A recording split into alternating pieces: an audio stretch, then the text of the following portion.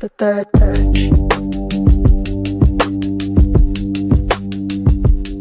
The third verse.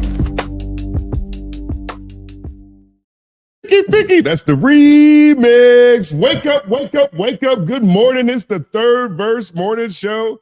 I'm probably a little early in my intro, but it's okay because it's all happening. I'm Justin Hunt. I'm Stat Quo. What's happening? What's Yes, Debbie.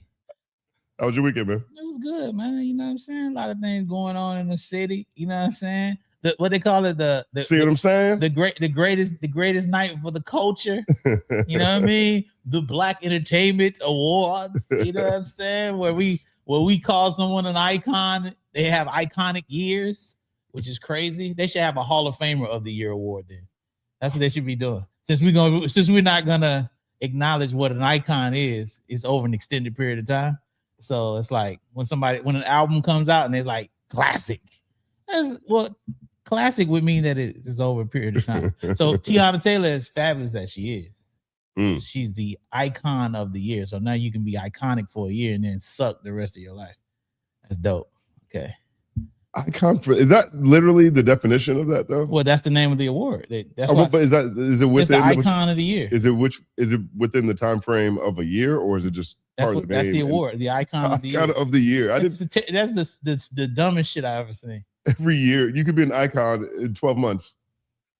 The Hall of Famer of the year. Is that really what this is? She won the award, and I love Teyana, but it's not her fault. Hall of Famer of the year. I'm saying it's the same thing. It's the same thing, but I love Teyana. I think she's fantastic. She's had an amazing year, but I just think that BET did a horrible job at naming that award. The icon of the year. It's this the first year it's ever been given out. It's tragedy because it diminishes what an icon is. Like legend of the year. No, nigga, you can't be a legend in 1 year. It's an extended period of time. Can't be a Hall of Famer in 1 year. Can't be an icon in 1 year. Lauryn Hill's iconic. How long did she take to get that award? Now I can get it. I can have one good year. You can throw icon in front of my shit. That's crazy. It's dumb. It's dumb. Shout out to BET. Keep it up. Keep it up, guys. Did you watch the awards? Watch some of you it. Watch clips? I watched the performances. Yeah. I watched some clips of it. I think Druski did as well as he's gonna do. I think that he did a fantastic job. It's hard to please us. Yeah. The Joe Jackson skit was hilarious. Fantastic. Hilarious. Grabbing the belt. It's epic. He really should have a parody show. It's got to be on the way. Like, what are we doing here? Got to be on the way. He is fantastic. I think it's the amount of having to pump it out weekly. Yeah. It's a lot for him. But man, he is funny. I think it's really cool that he is part of the Duck Down legacy. Yes. Noha and Druha managed Druski. People don't know that. They don't know that. That's hip hop. I got a piece that I'm working on right now that's looking at Sean Price.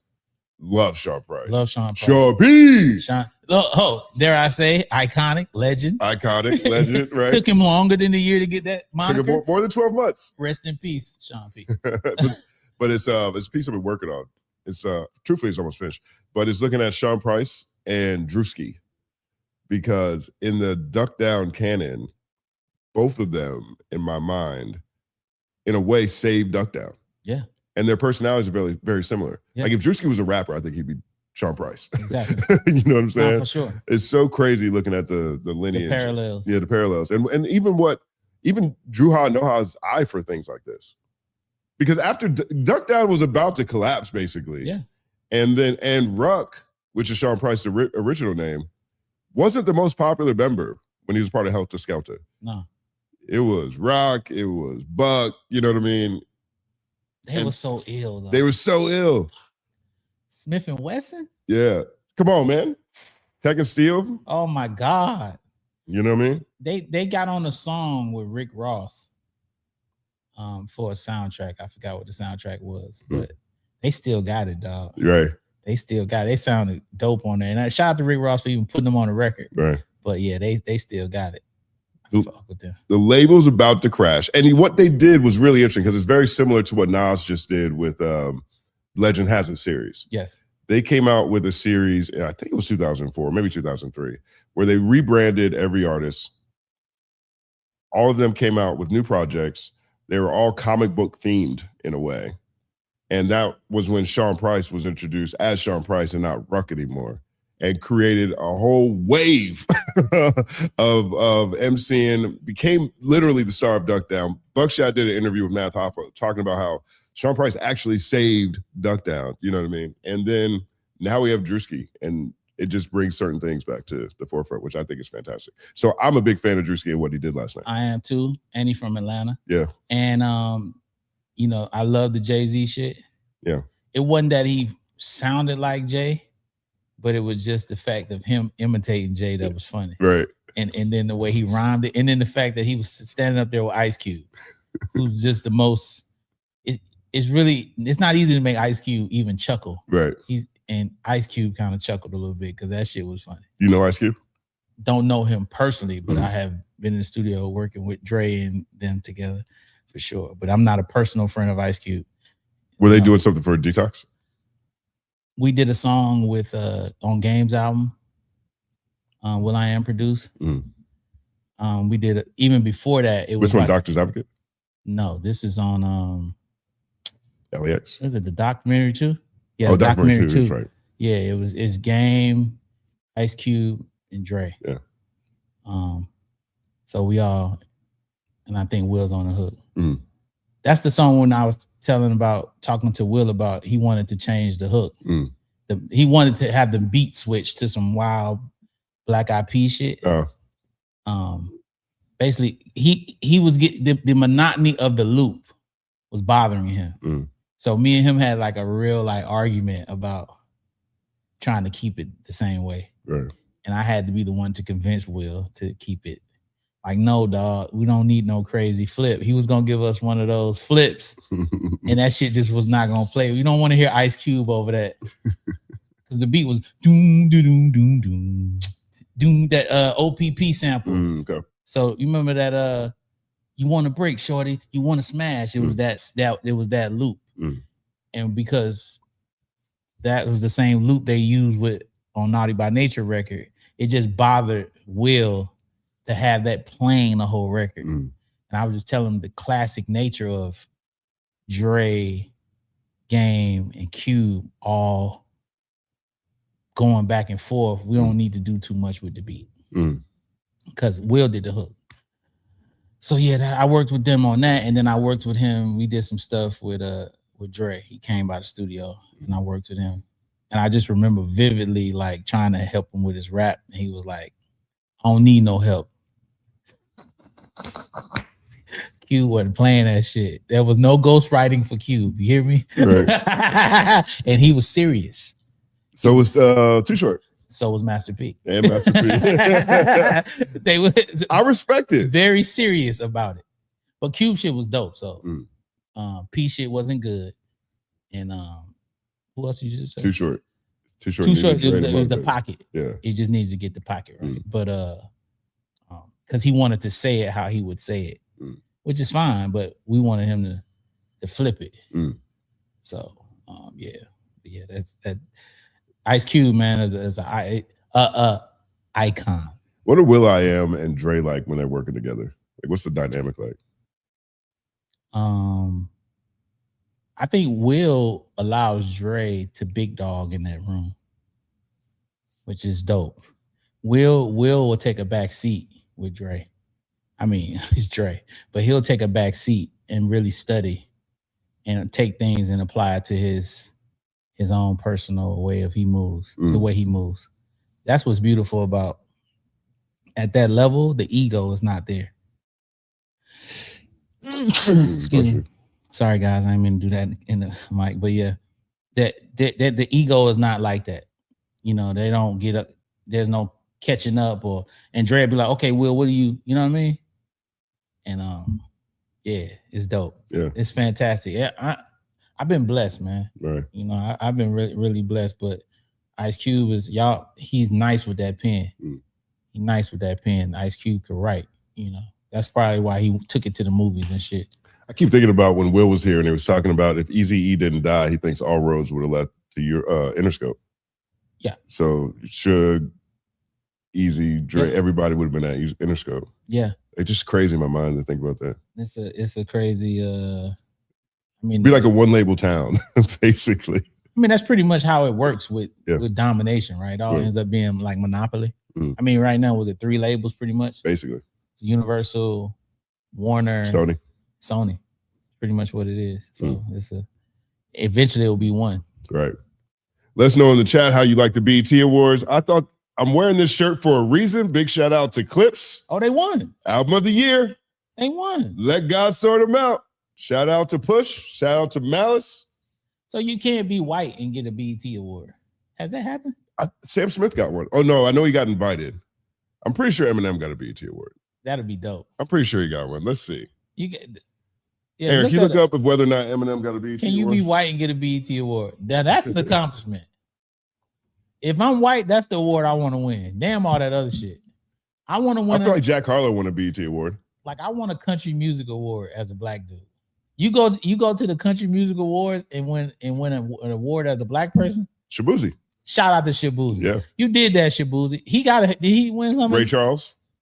Damn, that's ill. Lionel Richie. For real. Darius Rucker. Oh, you got the whole list. I worked in country. Wow. I signed Willie John. I signed a black country artist. Wow. So yeah, that happens in country. That's dope. Shout out to the Charlie CMT. Pride. Did the light skinned kid Polo got win? What's his name? Kane Brown. Yeah. Kane Brown. He the one. Yeah, he's the Tiger Woods of country. Yep. Jimmy Allen, I think his name is. Yeah. Damn. Now all these didn't happen in the same year. Oh no. But that's we're talking about 50 years of history. But there's a lot of names. So BET got to give up. So Eminem we need to get. I'm pretty sure Jack Harlow's won a BET award. I mean, with that hat alone, right? He should have been nominated with the hat. He named his album "My Nigga." My nigga. What we doing? That's the blackest shit that dropped this year. Yeah, we gotta give. In that year of time, the white boy dropped the most. My nigga. Ain't nobody did that. That's terrible. And then he did it like we weren't gonna notice. Play it slick. I'm gonna call it Monica. Oh really? Oh really? Oh really? Oh really, sir? That's what it is. That's what we doing. It's like Sam Smith is the only one that's actually won. The only white person that's actually Sam won Smith? a BET. Yeah. Damn, I am. Jack Sam Harlow, Smith. Robin Thicke, and Iggy Azalea got nominated, and Eminem won like a spin-off flagship something in 2010. So Sam Smith. Sam Smith was invited to the BET Awards before Childish Gambino, before Donald Glover. Damn. Isn't that crazy? Sam blew up too. Yeah, he did. He's round now. Not talking that about me. Yeah. I ain't talking about his music. Right. He round now. That boy Sam blew up, huh? He got Too many rich, dinners. got rich, got comfortable. That sourdough bread to get you, baby. That sourdough hit you hard, huh? That's crazy. Big Sam. Sam look like an old lineman. So album of the year was Clips, Let God Sort Them Out. Best female R&B pop artist, Kehlani. Oh, really? Yeah. She white, damn near white too. She mixed, right? Right. Which Okay. makes her black. Okay. Yo, no, I'm just asking. She's like him though. Best male R&B pop artist, Leon Thomas. Shout out to him. Yo, Mutt, I still rock Mutt. Classic. Mutt Hill? That's a great album. Fantastic. It's a great album. And I think it will end up eventually being an R&B classic Right. for its time. Right. I think so. I feel like it's a classic now. Can I don't I- even need any more time on that, to Can be honest, because the impact I think is there. The acknowledgement is there too. Can I say something? Okay. I hate when artists do this. Kehlani did it on the BET Awards. What'd you do? Don't go up there remixing your song. She did the slow version of Folded. Girl, I don't want to hear the ballad version of Folded. I want my shit folded how it's folded on the radio. Give me that. Don't go do no remix of the Folded.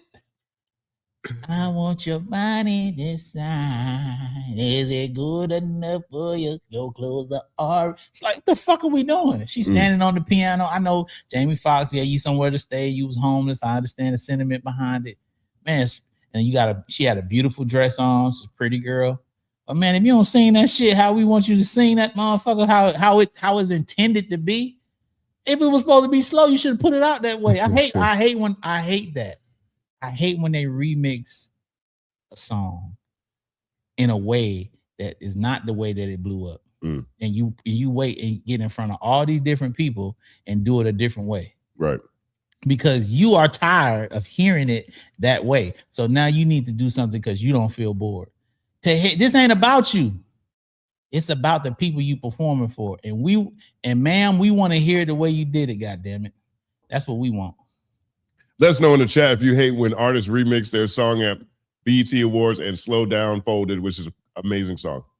Exactly. Let us know in the chat. And before I know, Let's know what y'all think about that. Don't get off the BET Awards because we have to talk about the saxophone playing, and they was rushing our family off the stage. You know what I'm saying? Now you want to talk about that now? You want to get there? I'm not leaving the BET Awards, but okay, cool. No, Yeah. go. Go. Keep going. Best female hip hop artist, Cardi B. I mean, who's up there? Doechii I would go with Cardi. over Doechii. Yeah. Best female hip hop artist, Well, Cardi B over Doechii. You wouldn't call it. Are we not calling Cardi B hip hop? I think that both of them have fantastic years. You know what I mean? I guess Alligator Bites came out in 2024. Yeah, I would go with So Cardi. I guess Cardi B would have it. I would go with Cardi. And then the tour. That tour was nuts. It's the impact of that shit. Yeah. I mean, she's got records that she's performing at the end of the. I mean, Pretty and Petty is one of her biggest songs. Pretty and Petty. Yeah, I mean, Pretty and Petty. She came out and said she don't want people dissing Bia, but it's one of her biggest songs, so she got to keep performing it. But she don't want people piling up on Bia. I love that line. Name 5 Bia songs, born point to your head. You think her breath stink? Diarrhea Bia, breast so stank, you can smell it before I see her. Hey, Lord, I the love camera that shots line. look a little blurry. You can Yeah. check that out. It's probably the Wi-Fi connection. Is it the Wi-Fi? Yeah, because everything else on the screen is super clear. Yeah, it's probably the Wi-Fi. I think it's Wi-Fi. We haven't had this problem in the morning yet. Yeah. You got a bunch of new people moving in? I don't know what's going on. We got to figure it out. Let's see what happens if you refresh. Refresh. Well, I guess I don't know. You can't refresh. Can't nothing. refresh. That's not how it You goes. just got to rock out. We got to rock. Hope it'll clear up. We'll let it clear up. We know it's blurry, y'all. Not our fault. It's Wi-Fi. As y'all know, if y'all go on Coach United, I had some real tumultuous times with the Wi-Fi. Man. It was bad. God got It involved. was bad. But yeah, I think I would give that to Cardi B. Doechii's fantastic. I love the fact that they did win something. What did they win? Her and SZA. They accepted an award, I seen. Yeah, they did. We'll get there. Okay. But best male hip hop artist, Kendrick Lamar. Kendrick Lamar. Yeah. I mean, what else came out? Maybe Tyler, the Creator. Well, you had J. Cole, you had Drake, you have Don Toliver, which I still feel uncomfortable every time they put Don Toliver in a rap category. But Drake album just came out. That can't be in the mix. It's for last year, right? Okay. So Or is it just you talking about him and Party Next Door? That album. I mean, I wouldn't suggest Drake, but like, yeah, I would say GNX is better than that. What else? but this is interesting because GNX is a year before Let God Sort Him Out. So I feel like Cole would be in this cycle. Didn't Cole just drop this year? He dropped the fall off. So wouldn't it be the next year that he would be? I guess so. Yeah. So that's how it goes. It's all like, okay. Yeah. So not now.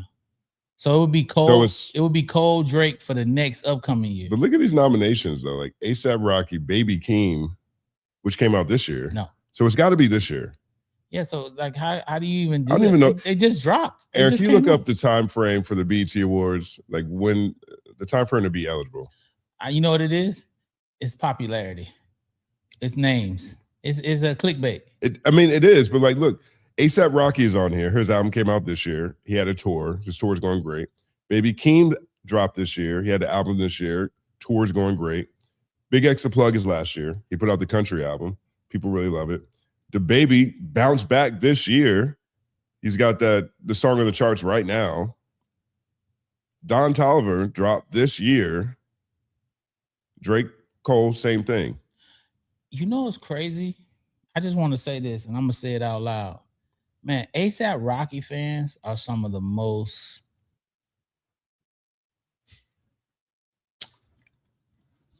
without being disrespectful.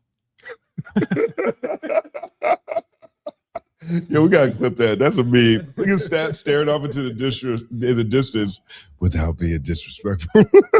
They are some of the most like easy to please people on the planet Earth.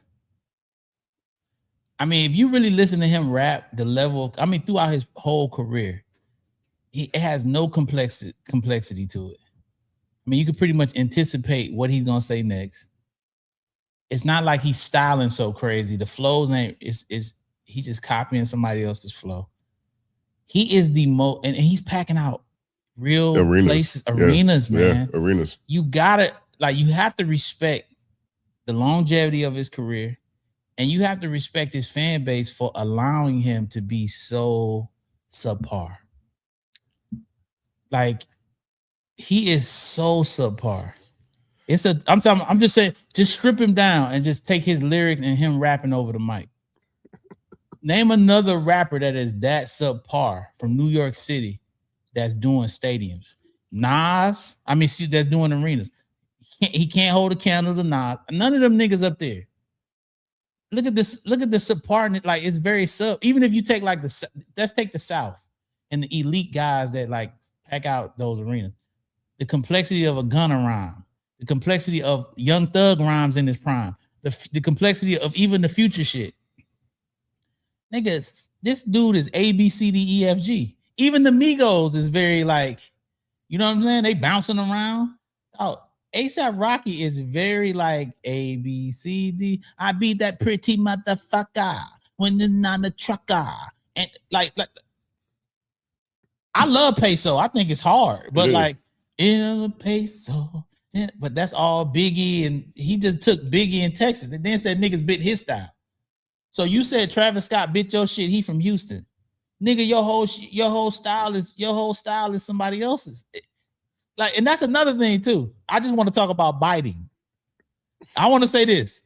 So you work this hard as an artist to be great, so people can see you, but then you complain that people bite your style.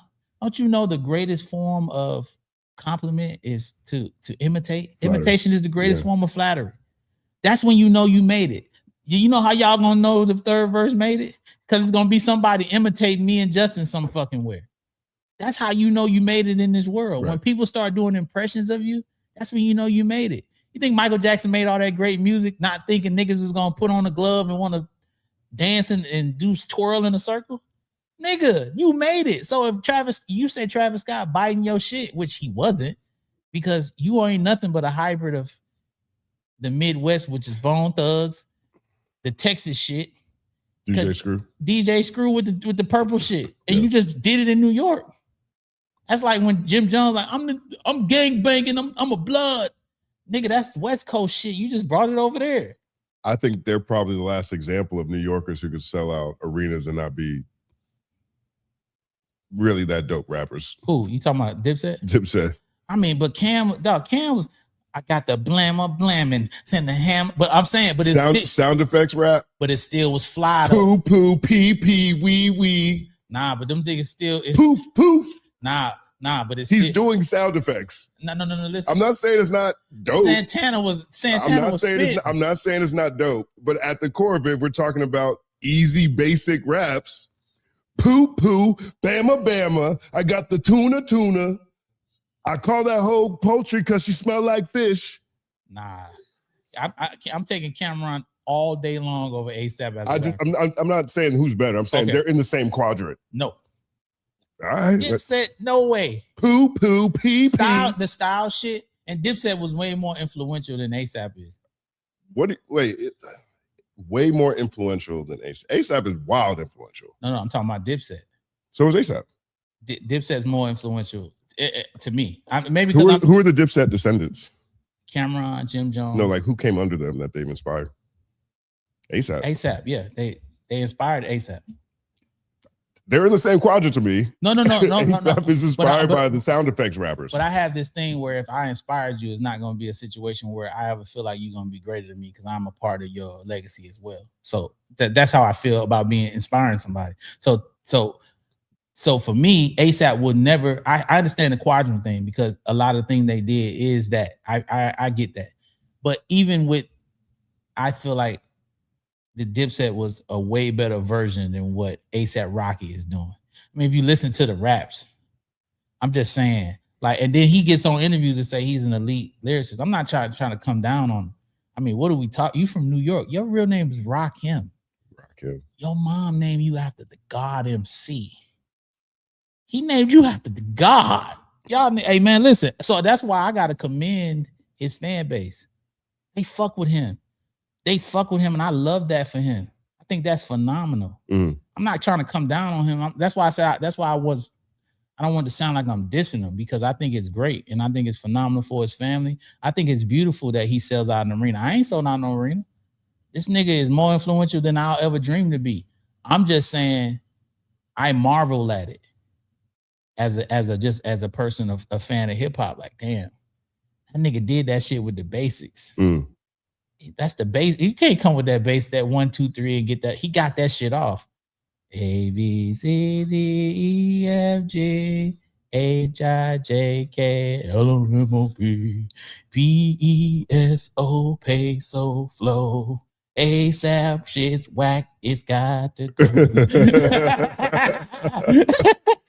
Let us know if you agree with ASAP and Cameron being in the or Dipset rather being in that quadrant of sound effects basic rappers.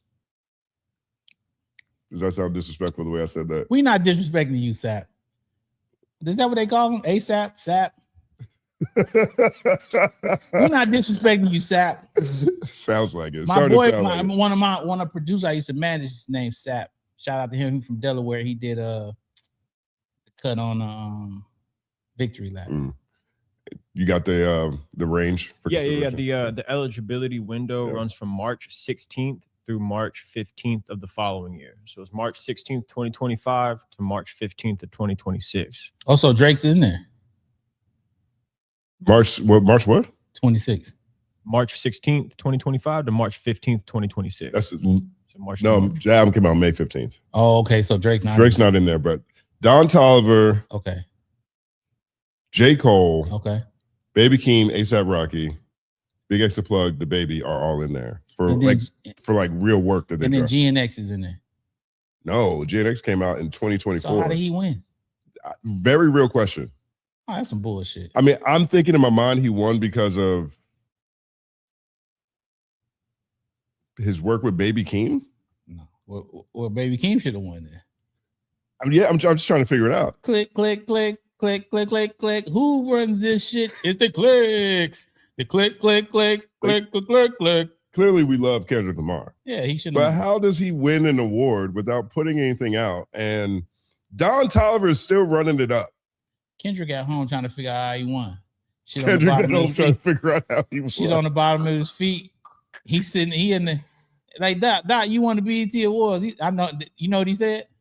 Oh yeah. That's him all day. That's him all day. Y'all niggas ain't really talking to Doc.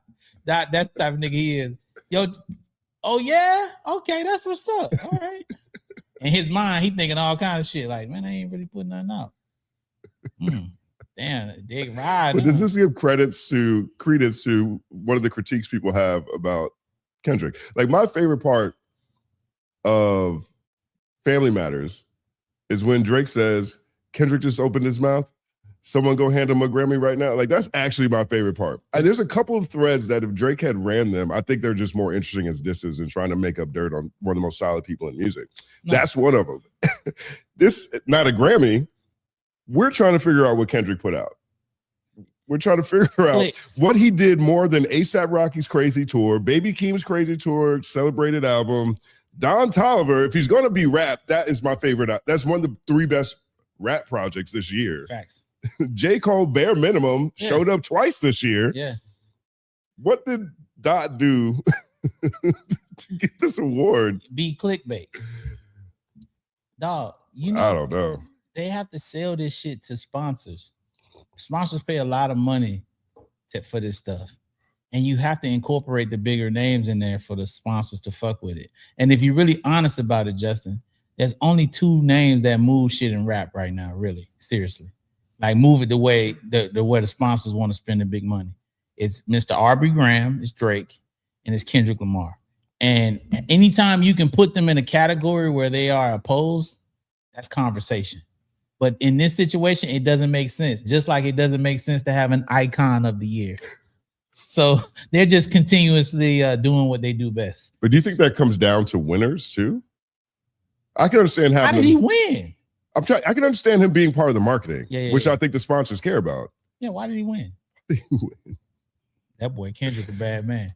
He cannot put out an album and still win. That nigga's the shit. That might be a problem. That's I think we have a clip from Maul right now. Is there a clip from Maul and Jorge Maul with what they're saying? I have. Let me hold on a second. Let me look at this. I got it. Hold on. The GNX tout. Hold up. They said the stadium tour. I'm reading comics. What y'all said? Y'all telling me what came out? Nothing. Super Bowl. No. GNX tour. Kenny back to the current. Yeah, I looked at the comments. Y'all ain't told me nothing. GNX tour in 2025 had European Stadium Shakers. Yes, it did, but that's not an album. It's not an album. It's not an album of the year, K. Well, we'll get to that, but it's not it. Yuck, gross. Okay. When did he finish the GNX tour? It's 2025. That's not an album, regardless of when he finished it. That's a fucking tour. That's a tour. Yeah, go to C, Aaron. It says Maul on BET. Let's see what they're saying here. Oh, it said hip hop artist, not album. What did he do this year to be hip hop artist? It's saying his tour. When did the tour end? It went last year, 25. So he ran the whole year. When did it end? In that window, I think. Okay. So it's because his artistry. Okay. I would see for me. That's insane to me. I'm sorry. I get it. Highest grossing stadium. He should be nominated. I don't think he should have won. Thank you. That's what I feel too. Yeah, I don't think he should have won. He should have been nominated. And that's my dog. I always want him to win everything. It's same here, but that to me is just at a certain point. Blazing. Well, you have to appeal to your sponsors, sir. I understand him being nominated.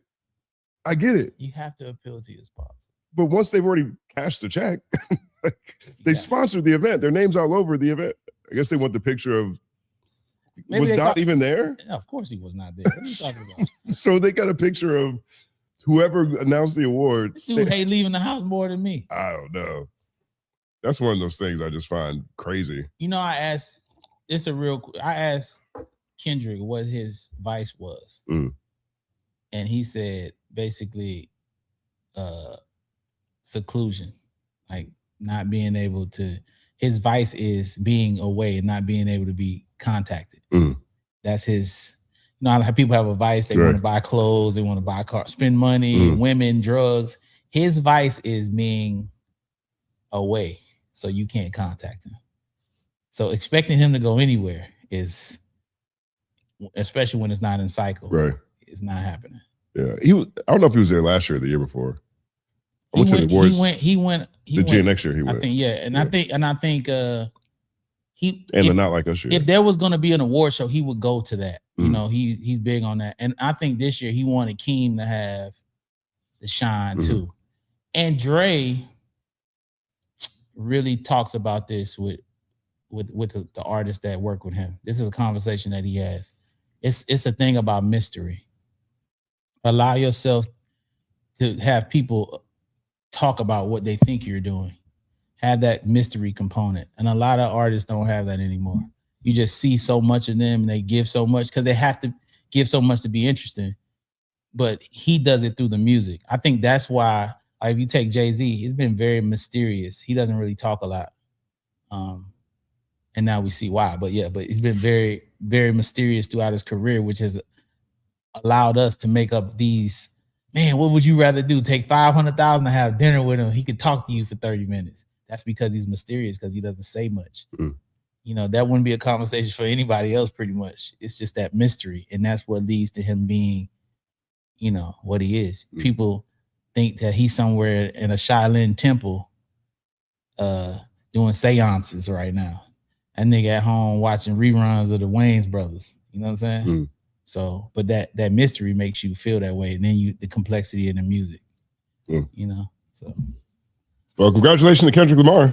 Yeah, shout out to Dot, man. Did it again, artist of the year. I wouldn't have gave it to you, nigga. Yeah, you shouldn't have won. You should have won when GNX came out. I wouldn't have gave it to you. Yeah, nigga, clip that, nigga. So I guess he's won 3 years in a row.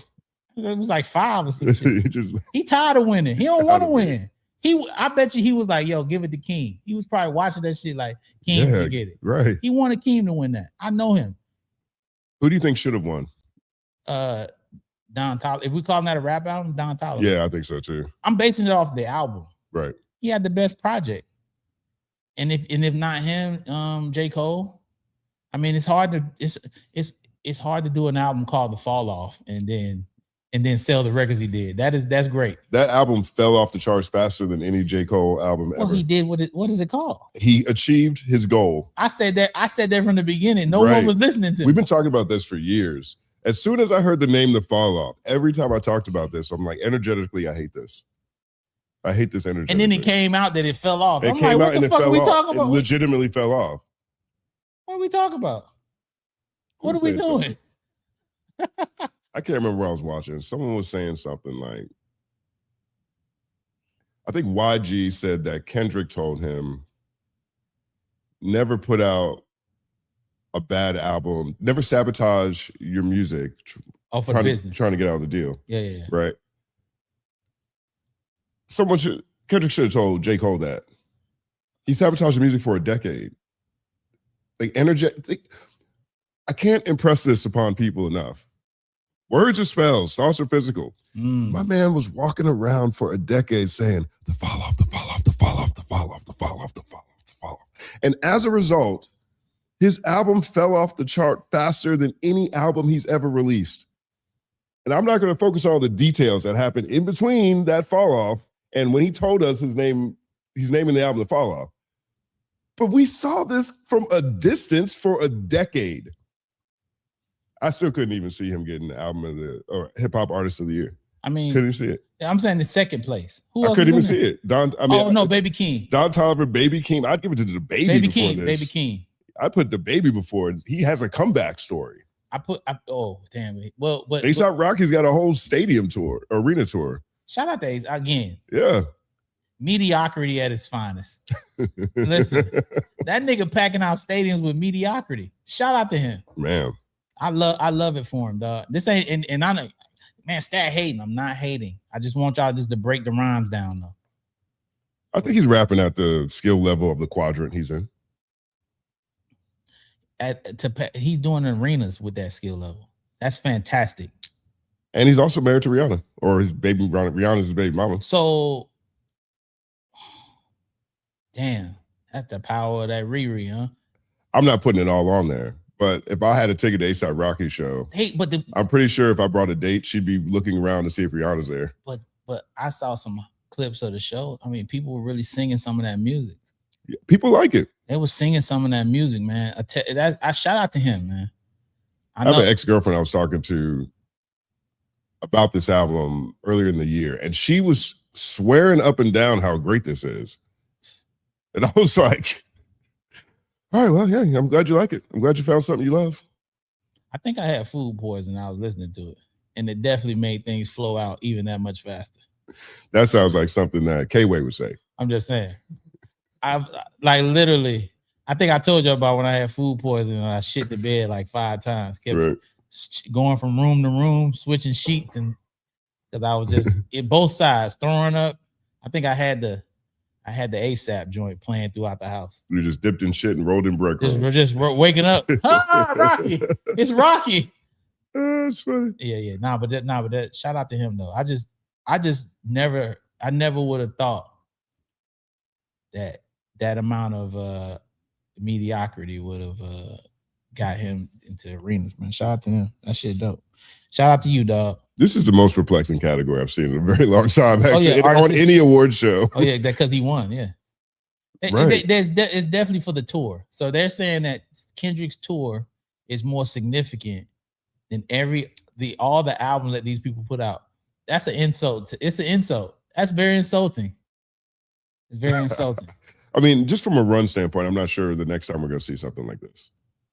You know what I mean? Like going from Not Like Us, sweeping 2024, GNX sweeping 2025, and the residuals he's picking up in 2026 for the same body of work that came out 2 years ago.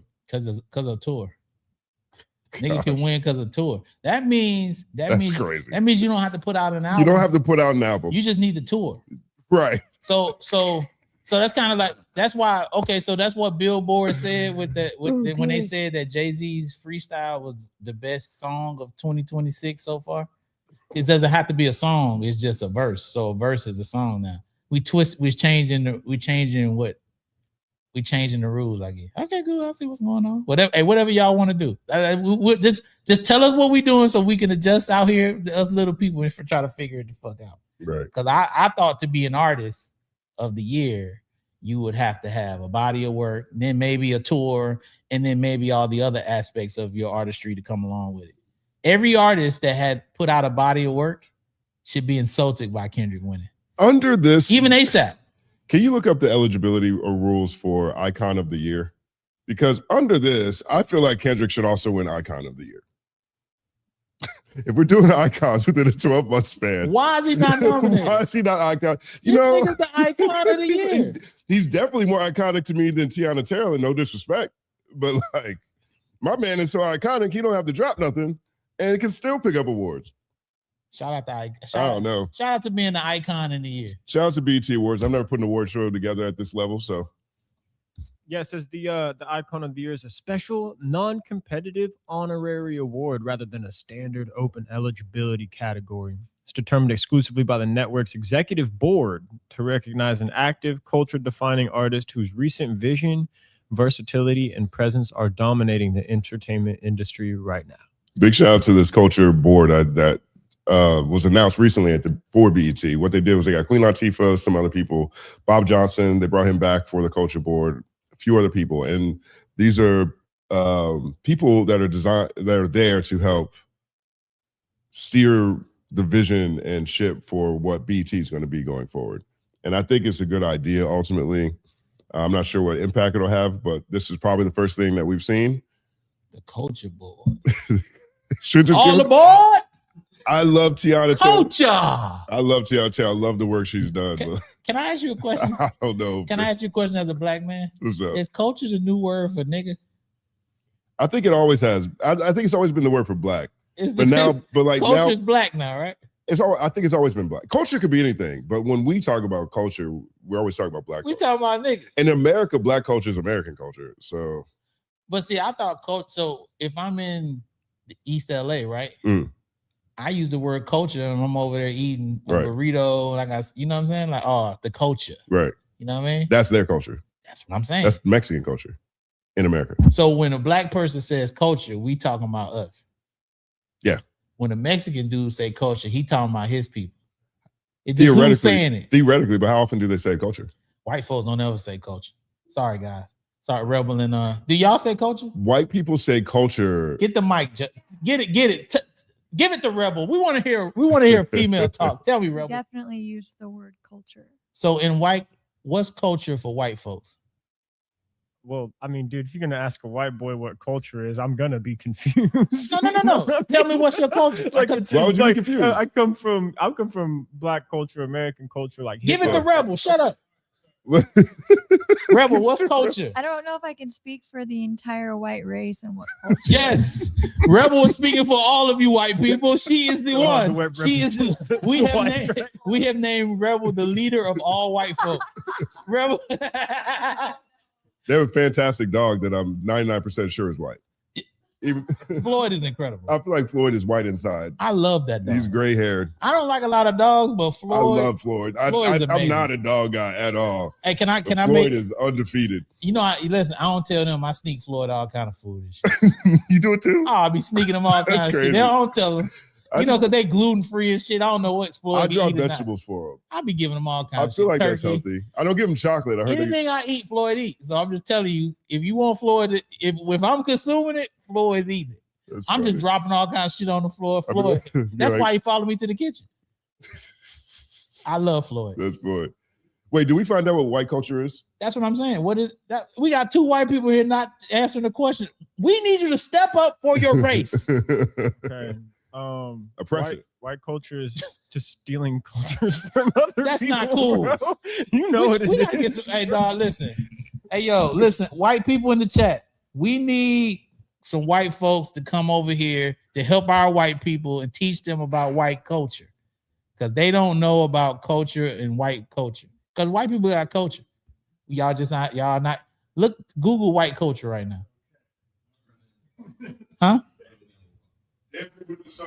Dancing with the Stars. That's dancing. That's not that shit. Cheese and crackers. I always say, because I'm a foodie, I know a black man did not invent the charcuterie board. First of all, NASCAR for sure. I mean, that's driving fast. Niggas do that. But we wouldn't have had no charcuterie board, bro. We wouldn't have put olives, grapes, cheese, and crackers together. Ain't no black man say, you know what I'm gonna invent? The charcuterie board. That's white people shit for sure. That ain't the Renaissance. Justin said the oppression. Yeah, I mean, I said give me 10 examples. Rugged individualism was the first. What about rugby? Linear time oriented. Rugby. No, just rugged individualism, bro. Like, we need white culture to step up. It Who's literally white in the says chat? cultural artifacts and pop culture, holidays, regional food and traditions, and music genres. None of which I don't think we made it. Do you know anything about your history? No, I'm Irish, and I don't know anything about Irish. Rebel, tell me your background. Christmas. No, Christmas is culture. And I'm saying your like, where are you? Finland. I'm a Finlander, German. I have some native. So what's that? Hamburg. Yeah, hamburgers and skirts, bro. Hamburger come from bagpipes. Christmas? I don't know, bro. Christmas? I'm getting sad. I need to Don't mute get this sad. mic. I'll say the parsley powder, ice hockey. I think like other places, white people have really defined culture. Like German culture is really defined, Italian cultures, British culture. Like all the white places have their own culture. But when they got to America, they said, we got to get rid of this culture. We have to be white. We have to dominate. And I think they sacrificed a lot of things. And therefore, so many aspects of just American culture come from indigenous people, come from black people, come from all the different people who come here, like Chinatowns and all this kind of stuff. And so it's really a shame how badly white people want to hate on everybody else. Because I'm gonna say this: black people, hip hop is, I mean, that's like homegrown right here. Mm.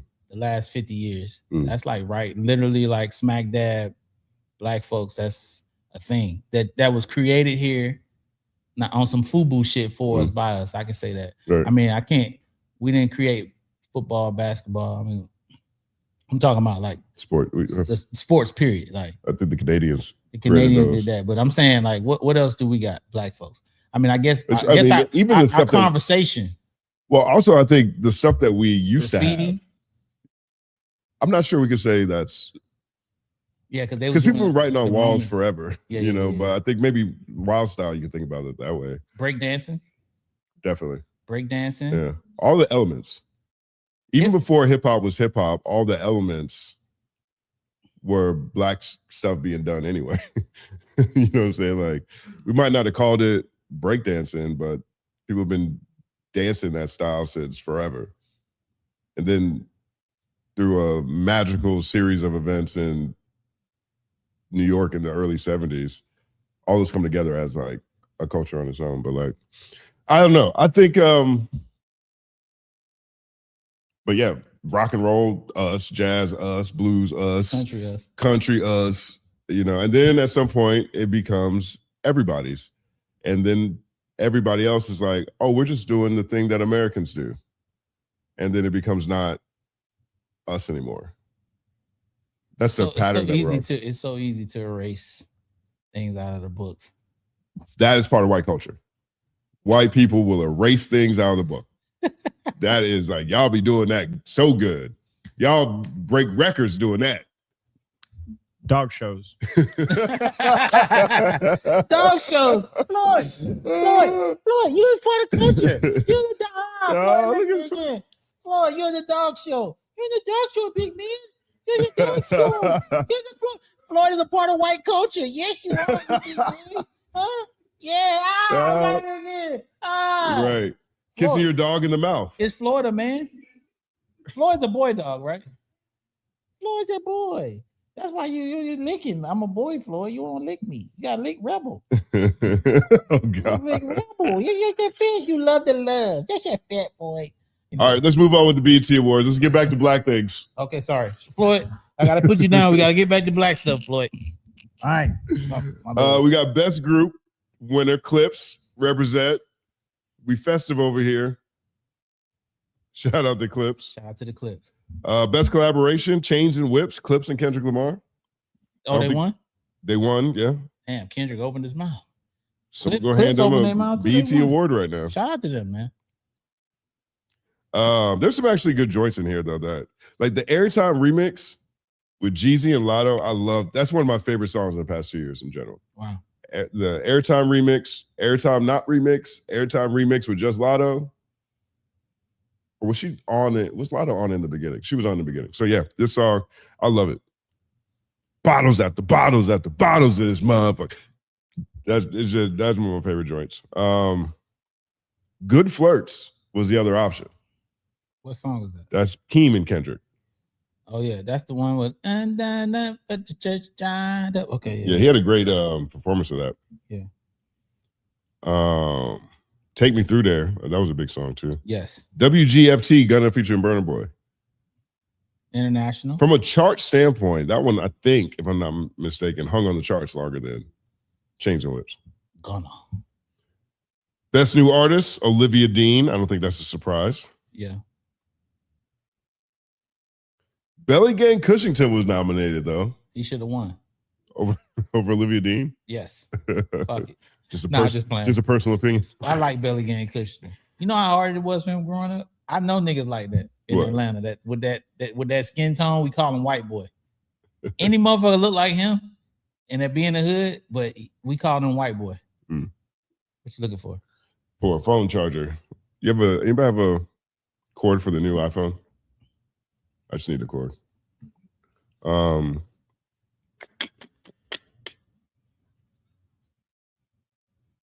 I just want to give a shout out to all the performances too. Right. Shout out to everybody that did their thing. My favorite was the Lauryn Hill thing. That's good. Shout out to all the performers. T.I., everybody. Appreciate you, bro. French Montana, Max B, Cardi B. I wonder did Cardi. Can I take this off? Well, you got to get the backside of it though, right? For the Looking charger. for it. It's one right there on the counter. You see right where the candle is? But yeah, shout out to Max B, French Montana. Shout out to who else? T.I. Rick Ross performed? Oh, he came out. Oh yeah, shout out to Ross, man. Who else? Shout out to Kehlani, even though I wanted you to do the regular version of the song. Still shout out to you. You don't see it? No, I'm just gonna plug it in here. Oh, smart man, clever. Yeah, good performances, man. Shout out to the BET Awards, man, for even having a platform in it. So I want to say this. This kind of don't have nothing to do with what we're talking about. We come right back to the BET Awards. I just want to talk about this. So on last Thursday, when DJ was on, we talked about it. I told a story about a dude named Breon Prescott. And Breon, this time when he bet me that Jamie Foxx was gonna beat this intern at ping pong. Long story short, he lost the money, and then we had showed a clip of Dr. Dre shooting at his house. That's how this basketball thing came up. And I said, that's where I beat Breon in basketball. So DJ went to Clive's funeral, Clive Davis's funeral. And as his on his flight was Breon and Tubby. Mm. So they took a car to the hotel together from the airport. And just by chance, I had just posted on my story about the story that happened. Breon tells DJ that didn't happen. I didn't know that Breon had told DJ that. I was looking at my phone for the video just in case he said that. And I found the video of it actually, of me at the court yelling at Breon. And just the fact that he said it didn't happen and I had the video is amazing. So I just want y'all to, I'm saying this to say this. If I get on here and say something and you come out and tell people that didn't happen, just know I got my phone. I got my phone and I got the poof. Not got the a proof, podcast. the poof. The poof. And that proof of that video is me yelling at Breon as I'm busting his ass on the basketball court. We're gonna show it on Thursday show. We should show it. Let's talk about it on Thursday show. Yeah, we should show Yeah, it. let's We're do it. definitely gonna do a clip of it and get it out there to y'all. But it's yeah, we should do that. But anyway, back to the BET Awards. Yes, fantastic performances, fantastic lineup, great night for the culture. This is actually really good. Dr. Bobby Jones, Best Gospel Inspirational Award. Winner headphones, Lecrae, Killer Mike, and T.I. Oh, dope. Shout out to Lecrae. Right. Shout out to him, man. BET Her Award went to Doechii and SZA for Girl Get Up. Pause right here. This is the time where I guess in the beginning of the show, Druski had said that if you get up here basically taking too long with the award, we're gonna have saxophones playing. Yeah. So they got up there and they was having a full-blown moment with each other, going back and forth, talking about them winning. Mm. And so the saxophone started playing. Mm. Now, Punch, which is my dog, I love Punch, came out and said Druski was a weirdo for that. Now, I want y'all to know Punch is doing exactly what he's supposed to do. As the person that represents TDE, two of your biggest artists up there, you're supposed to defend your artists at all costs. I have no problem with what he said. Him actually saying it made it into a moment. Mm. But I'm going to tell y'all something that they won't admit. They won't say it. I'm going to say it. Mm. Artists are always not doing what they're supposed to do. That's what the fuck they do. The rules don't apply to them. This is what artists do. They think they are above the rules so they can do what they want. And it's the responsibility of the people that are around them to protect them, to allow them to do what they want.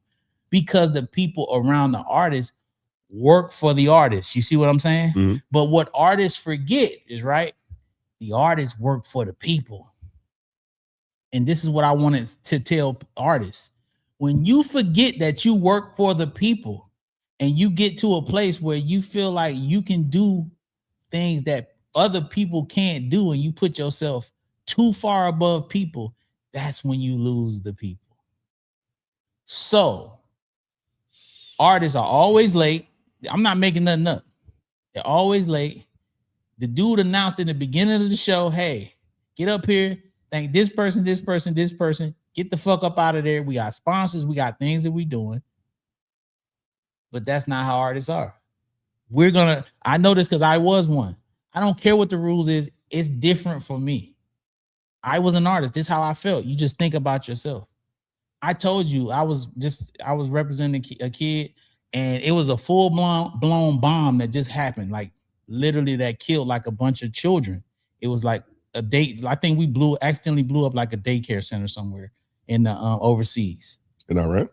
I think so. This happened like some years years ago. Iran? Oh, years ago. Okay. Yeah, some years ago. America accidentally blew up something where it was a bunch of children in it, right? And it was breaking news and was talking about it and people were sad. You heard mothers crying because they, it was that type of shit. And this motherfucker called me complaining about some, like literally it was so small about like something with like, it was equivalent to someone messing up your coffee order. This motherfucker was flipping out about that. And I said to him or her, because we don't know who it was, I said, yo, you're so fixated on yourself that you can't step outside of you to see what's going on in the world.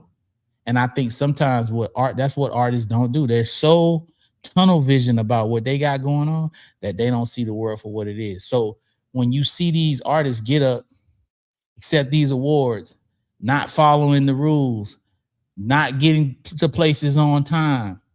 I'm not saying something that y'all don't know. Like studio sessions, literally niggas be 6-7 hours late to sessions.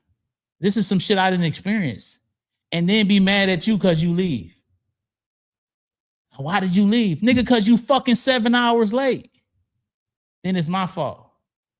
Then your album come out, your shit sound like boo-boo. You see what I'm saying? That's that entitlement. That shit whack, dog. So artists, they forget that y'all work for the people. You are a voice for the voiceless. And when you forget that, that's a problem. So I'm not saying that those ladies had an issue. I'm not saying, because we don't know that.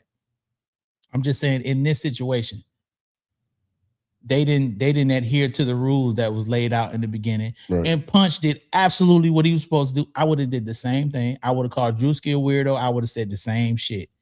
But I'm in this seat now, so I have to speak from this position. Them girls should have got up there. Thank you, mama. Thank you, daddy. Thank you, TDE. Thank you, label. Thank you, fans. SZA, same shit. And thank God. And thank God and get the fuck up out of there. Them motherfuckers up there having a full-blown chat about, let me tell you, she's the one and I'm the one too. And then she's the one and she's better than her. And she is my therapist. Like they having a real, nigga, this ain't FaceTime. We got a commercial coming up. These motherfuckers done paid $1 million for this spot that we need to air right now. We got 5 fucking seconds. Get your ass up out of there. Get out of there. 2 of the most incredible, talented ladies we have in the industry. Both of them are amazing. And listen, I listen to all their music. I support them. As y'all know how much I love, me and Top was texting yesterday. This is my family. But at the end of the day, niggas don't be doing what they supposed to do. That's just what it is. And you can't call them out. The moment the motherfucker get a hit record, it's over with. When an artist get a hit record, the same people that assign them, that gave them their opportunity, motherfuckers be so humble when they first get their deals, Justin. You got to see it. They be so humble. They be, oh my God, I'm going to do everything. I'm going to do whatever it takes. I'm going to listen. I'm going to follow instructions. You ain't going to have no problem out of me. Soon as you get a hit. And then they get a hit basically doing some shit that they didn't want to do. They only did it because you told them to do it. And then it hits. Then all of a sudden, you don't know what the fuck you talking about. Then all of a sudden, we doing it like this. Then all of a sudden, we late. We not showing up. Then all of a sudden, they can wait. I've had artists miss whole fucking festivals for major corporations. And then when they don't have a hit, they wonder why the fuck they fell the fuck off and don't nobody want to pay them to do nothing. Nigga, of course they don't want to do shit with you. Because they remember last time you didn't show up and they gave you a fucking $200,000 to pull up and then you didn't show up. Man, this shit be corny. Y'all don't be seeing it. Y'all don't be seeing it. Y'all see these artists, y'all hear the songs and y'all hear the music and y'all think it's all great and y'all think these motherfuckers be foolish. I'm not saying SZA and Doechii. I'm just saying in general. I'm speaking about general. These motherfuckers be entitled and be on some bullshit behind the scenes. Facts. And niggas like me and DJ have catered to these motherfuckers our whole career. And I was an artist who was on some bullshit behind the scenes. I know, because I did it. I participated. I remember my manager getting on my ass. I was supposed to go do some drops. I'm like, man, I ain't going. That nigga damn near jumped on the bed. Shout out to Zeke, Jose Fendry. Like, nigga, what you mean you ain't going? You got people down there waiting on you, waiting to talk to you, to do these. These are motherfuckers that's making you big. You talking about you ain't gonna go because you didn't fuck, you been up all night fucking with a girl? Nigga, we down here to do that. You didn't come down here to fuck with no broad. But that ego, you think your song make you bigger than everybody else. You ain't bigger than nobody. I'm sorry. You work for the people, niggas.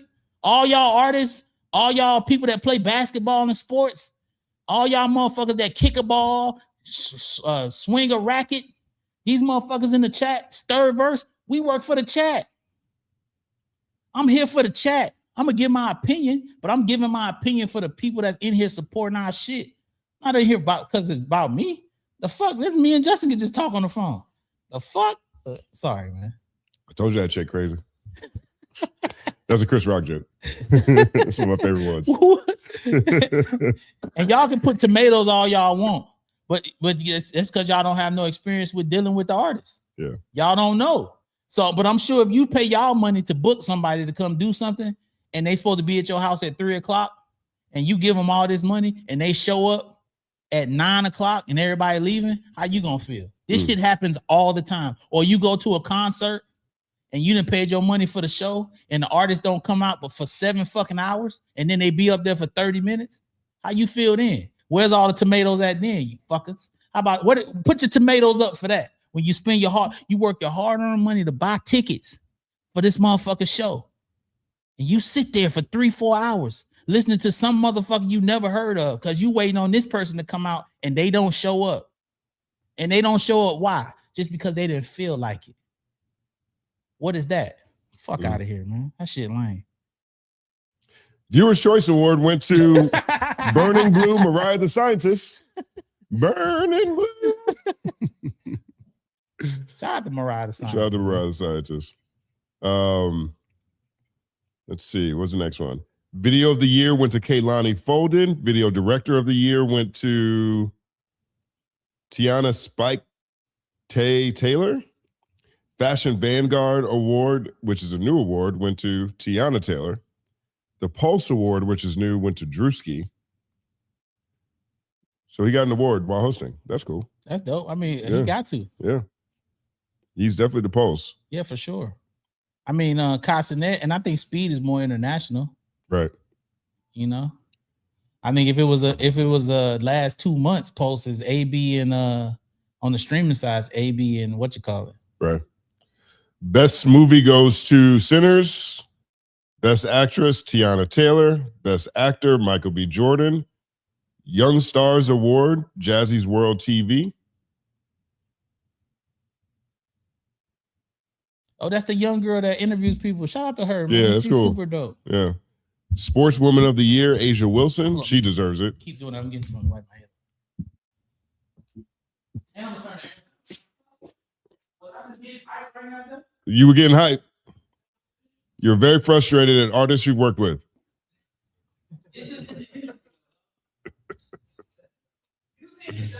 I've seen it before. I see it all the time. What's next? Did I miss something? Male Athlete of the Year. I think it's Jalen Brunson. Yep, Jalen Brunson. Yeah, he deserves it too. And for the most wins, Clips won the most awards with 3. It was tied with Tiana Taylor with 3, Kehlani 2, Kendrick Lamar 2, without putting out anything new. Jalen Brunson 1, Cardi B 1. I'm not mad at the awards, how they went. Me neither. Shout out to the Clips. Shout out to the Clips. Represent 757. I used to live there too. Chesapeake. I used to believe that once you got to a certain age, this is so stupid to me. That as a rapper, it just wasn't gonna be good anymore. But the Clips album and the T.I. album have changed my perspective. And Killer Mike. Yeah.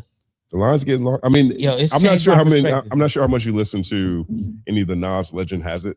Oh, those were great. De La Soul's album. De La Soul is really good. That's what I'm saying. It's a bunch of them. It's It's crazy. Is it time for you to break out the microphone, get back in the lab, put out an EP? Definitely not. The third verse EP is sitting right here. I'm rapping right now. Like, think about this. Beatbox. We do rapping. 5 songs, right? The first one we use the third verse theme song, which you're already rapping on, right? So that's just continuing. I only did that so Mark could give us the beat. The third verse. Yeah, I did that so Mark could give us the beat. And look how much people love it. Drop your 3 V's in the chat if you love the theme song to the third verse podcast. That shit took 2 minutes. That's what I'm saying. How much time do we? This could go amazing additional offerings. You were like a kid in a candy store. I saw you smiling over there. I get really excited. You were happy about it. I was. I have video. Please don't play it. Hold on, let me see what it looks like. Please don't play the video. Let me just double check to see what it looks like. Please don't play the video. Listen, as I'm recording it, I'm looking at Justin with the biggest Kool-Aid smile filming me. I'm actually mad at myself that he was filming me, and I'm mad at how happy it made him that I was doing that because he know I didn't want to do it, and that's what it was. It was so dope. You were too happy about it. I'll have it for the Thursday show. Please don't. Thursday show, come in. Stat will show us this basketball game that he has footage of, and I'll show video footage of what it look at all these B's, these 3 B's all up in here. Look at everybody who wants this. No, they don't want that. They just like the song. Shout out to y'all for liking it. It was Mark Batson. It was his creative genius. I was just very uncomfortable doing it. Your smile was crazy. It was exciting. You were too happy. I felt like I was in the middle of a Dr. Dre classic. It was terrible. This felt like something that came straight out of Aftermath. Oh my God. Legendary Mark Batson. It was nostalgic because me and Mark had worked like that on many of projects, but yeah, that was the nostalgia of it. Legendary Stat Quo. I met Mark Batson under those circumstances making music. So it was very nostalgic to be recording that with him. But you were too happy. You guys want to take a look at some super chats? All right, super chat time. Thank y'all for. Hold 1 second there. Yeah. The third Thursday. Time out. Hey, yo, Aaron, when you say these super chats, say it like you fucking mean it too. Say it like put your back into it. Say it like you and Rebel in there making passionate love. I mean, don't moan with it, but like, let's have some passion. Don't get up there. Okay. Say super chat time. Say it like y'all are passionately. I need some enthusiasm. I think that one episode, you're like, man, shut your ass up. That kind of made me a little timid for a couple of weeks, but I'm back. Say it like you guys are passionately battle rapping each other. Yeah, dog. If y'all didn't know, Aaron's actually pretty funny. Aaron's a battle rapper, and his girl is too. They battle rap each other on contests, which is weird. Making love with my wife and battle rapping. Yeah, they battle. No, I'm saying they battle rap each other, which is kind of weird because it can get personal. Can you imagine that? The things that Rebel y'all know about him? How personal y'all get? This chick is crazy. You think I'm really finna do these dishes, baby? Nah. And then Rebel comes back. It was all lies. Did you know Aaron is not circumcised? Oh man, incredible. Anyway, anyways. This is a hip hop show, y'all. All right, rock. We got married battle rappers. All right, from Blue Slides 24. This might be our first ever pre-show super chat. So he gave the super chat before the show even started. Shout out Blue Slides. Stat and Pusha T. Oh yeah, Stat. Were Pusha T and the Game subbing each other in 2006? Mama So Sorry, first verse from Push about Chucks and the One Blood Bape Show line from Game. So it's a Blue Slides. I'm so sorry. I'm so obnoxious. Only rock G's and watches. I don't think it was a sub. I think it was just sometimes people take subs as just being lyrical because they have a song together. And I don't think they have a couple of songs. What's the one? Name Me King is my favorite one. But yeah, that song is hard as fuck. So you don't think he was so? Nah, it's love, man. Shout out to my boy Ab Lava, Pusha T, Malice, Pharrell. Shout out to Chuck Taylor. Do not do a verses against YG. I heard that. Don't do it. Yeah. Let's say that. That's all I'm gonna say. Lowell said. Lowell can't even say that's the inside scoop. I'm just saying, don't do that. Word up. Awesome. Hey, we got one from K-Way for real. Top of the morning. Did y'all know Stat was the lead singer in the group Another Bad Creation? Definitely ABC. wasn't. You sang the F out of the song Jealous Girl, bro. I love that song, and that's definitely not me. Fellas, there's a jealous girl in our town. I used to love that song. What's your favorite ABC song? Let's say Playground. At the playground. Yeah. That's where I saw this cutie. She girl was standing and she went, Will.i.am. Hey, yo, let me tell you That's something. crazy. Whenever Aisha was crazy Aisha too. crazy. Let me tell you what this is how you know you feel old.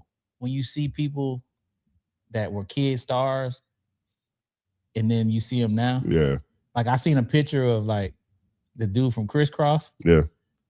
And I can't not see him as the dude from Crisscross. Right. You know what I'm saying? He'll always be that kid, but now he a grown man with a family. It's just weird. It's like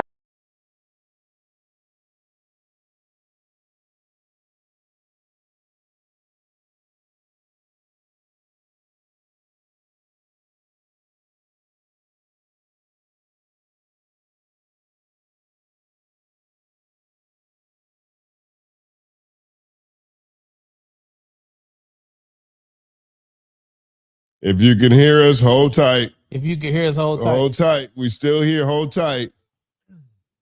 We good? Incredible. We good? We back? Yeah, I don't see it. Okay, we good. Okay. Crisis averted. We're getting better every week. Yeah, listen.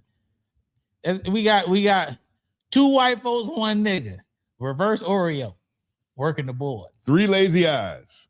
No. 3. I'm lazy. Hold up. Aaron.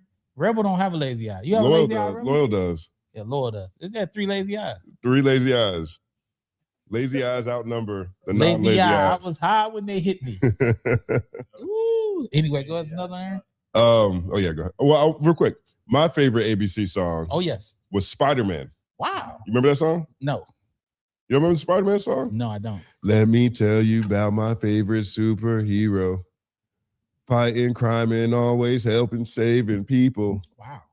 He's the man with the only superhuman powers. Oh. Fighting crime and something, enemy something, hour. Oh, understand. He's Spider-Man. Never heard it. Climbing walls with superhuman powers. Never heard it. As you can see, we're ABC. Set the doctor free.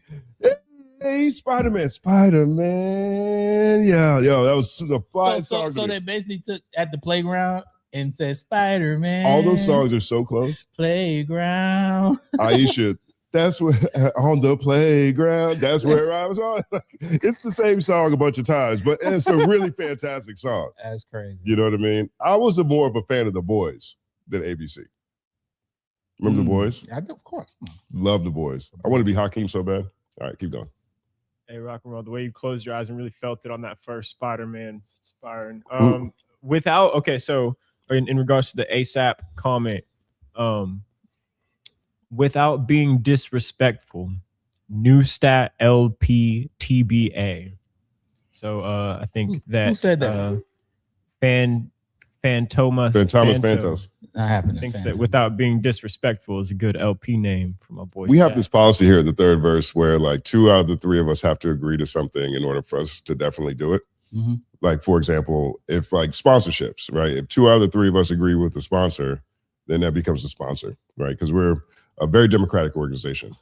Pretty sure I can think of 2 out of the 3 members of Third Verse Podcast who would be down to do this third verse EP. Well, I think DJ's not in the right state of mind. He's coming off a funeral of Clive dying. I mean, you know, he's had some tragedy going on with different people not being here. He clearly is distraught. He couldn't come to work today. You see, he's not been here. So we didn't even bother to put the poll up. he's going through a lot. So I don't think his opinion on me rapping should be taken into account. I think that's DJ, if you're watching, text us in the group chat and let us know if you support the idea of a third verse EP by Stat Quo. That's a dumb question because this guy tries to get me to rap in every conversation. I mean, you know, just want to have it documented. Oh my God, terrible. Yeah, the third verse EP featuring the 3 lazy eyes. Let's go. That's what's up. That's Lazy crazy. Eye is hard. I don't know why nobody did that as an album title. You got Lazy Bro. Nah, Lazy Eye. Yeah. Because his bones is lazy. He ain't got the eye. And we got 6'5" Shutdown. Didn't Dr. J inspire Jordan? It's no way in hell Dr. J is better than Jordan. Stat is high as hell. No. Listen to what I'm saying. I don't feel as the person that did the inspiring should even. You got to hear me when I talk, y'all. you can see Jordan as better than Dr. J, but the original inspiration is the original inspiration. Of course, the horse and carriage inspired the car. Cars go faster, but I don't think the horse and carriage should envy the car, because the horse and carriage it predates the car. It's the reason why the car is here. The bird does not fly as fast as the plane, but the bird is the inspiration behind the plane. So I'm not saying that it's not better. I'm just saying, as the person that inspired, I should not feel away when someone takes what I did to be inspired by what I did. And you see that a lot with artists. Right. Man, he stole my style. Of course he stole it. It worked. It was dope. It was dope. We're going to try it too. Man, everybody doing a podcast. You motherfucking right. It's working. Well, why not? Man, shit, man, I can't believe they dunking the ball. Yeah, you dunked it, I'm a dunk too. It looks awesome. Man, Steph Curry shooting threes. Now everybody's shooting threes. You motherfucking right. I want to shoot threes like that. Yeah. Like, what are we talking about? Quick editor's note: David Thompson inspired Michael Jordan. That's the guy who gave Michael Jordan the intro speech at his Hall of Fame. He played for NC State, and he had one of the highest vertical leaps in college basketball or pro basketball history. Another North Carolina legend. Yes. Shout out to David Thompson. Yes. Shout out. Next up, Divine Eternally 25. What up, DE? All caps. Doesn't that Get sound like ready an for R&B it. album? It does. DE, Divine Eternally. DE. That sound We gotta like make a. Hey, Rebel, can you do me a favor while you're on here? Can you take a Jagged Edge album cover, but put like 4 Divine Eternally faces on it, and then we can put it in the chat, because I want to see how our album cover would look with Divine Eternally. You can just use a picture that she has right here, so it'd just be the back of her head. That'd be great. Right. We gotta start doing that. Let's make memes of like our dope audience members and moderators. Let's get it. We should start posting those on the community page. Let's get it. Oh, wait, Let's do it. yeah. DE Heartbreak. So Divine Eternally. Now this is all caps. So this is battle rap mode. All right. Good. Hey yo, Kendrick won for best male hip hop artist, not for a particular project. 2025 was the top grossing hip hop tour in history. That's how Aaron raps, by the way. Yeah, That's not just how he reads super chats. that's what we asked. We asked for that. He's giving us exactly what we asked. Right. And I'm kind of, and I don't know if I should have asked. It also matches DE Super Chat. Oh, yeah, that's true. Yeah. You did good that way. Okay, I get you, D. I hear you, but I mean, I don't think a tour should be more important than these people putting out full bodies of works. I just think that's just my opinion. When you, what are the actual dates of Kendrick's tour? Yeah, so it starts in May 2025 and it ends in, I guess, the beginning of this year, I guess. I guess so.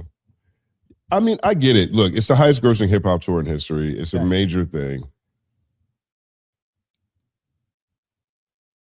Don Toliver put out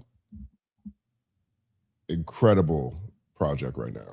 You know what I mean? A$AP Rocky is doing incredible things with his tour as well. I understand it. Let's find the ending date. Let's find the ending date. But first. can I say one thing? Yeah. The highest grossing hip hop tour of all time is a big deal. Should not be a metric that people use. Let me tell you why, in my opinion. Okay. Because cucumbers are now $1 when they used to be 10, 15 cents. Fantastic point. So you're gonna make more money because they're charging more money to go see things. So the tickets that used to be $100 are now $300. Yeah. So of course it's grossing more. And the popcorn that used to cost $2, right, is now $9. $29.99. Dog, popcorn, a drink, and some candy. You're $400. No, seriously though, in LA you paying $20, $25 for right. sure. Popcorn, drink, candy. Yeah.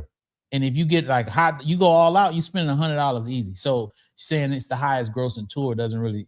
I mean, this Chris Brown and Usher tour is about to be crazy. It's probably gonna gross more than Michael Jackson's shit he did. But you know, Mike was performing in front of the world, but the tickets was $1. You know what I'm saying? Yeah. You know, we gotta put things into context. Oh yeah, I got the highest grossing tour. Oh really? The Trump economy. I mean, I'm just That's crazy. Who's the president when you got that? Was it a Republican there? I'm not trying to be political. I'm just saying. Let's do one more and then move on to the next story. Yep. And just for clarification, Kendrick's tour last year started April 19th, 2025 and ended December 11th, 2025. So we're looking at an April to December run. Okay. One thing I do want to say about his Kendrick, man, he works so hard with the touring. They go hard. That shit. That's a very strenuous. Touring is very strenuous. It's not easy. It's very, very rough. Waking up in them hotels, she's just not comfortable. Right. He's got kids. You know, he's away from his family. He's away from, you know, it's just not comfortable. Right. I definitely think that's the Drake line that's aged the best. The Kendrick just opened his mouth. Someone gonna hand him a Grammy right now. Yeah. Like that. Of all things Drake said, I think that's the one that is the stickiest. I get that. All right, K-Way, for real. The G&X tour in 2025 had European stadiums shaking. I mean, it must have been shaking crazy. He was Hip Hop Artist of the Year. He also had the people who voted at the BET Awards shaking that if they didn't nominate him or have him win, they weren't gonna get the ad revenue that they needed to generate for this show. Right. So that's that. That's how we doing that.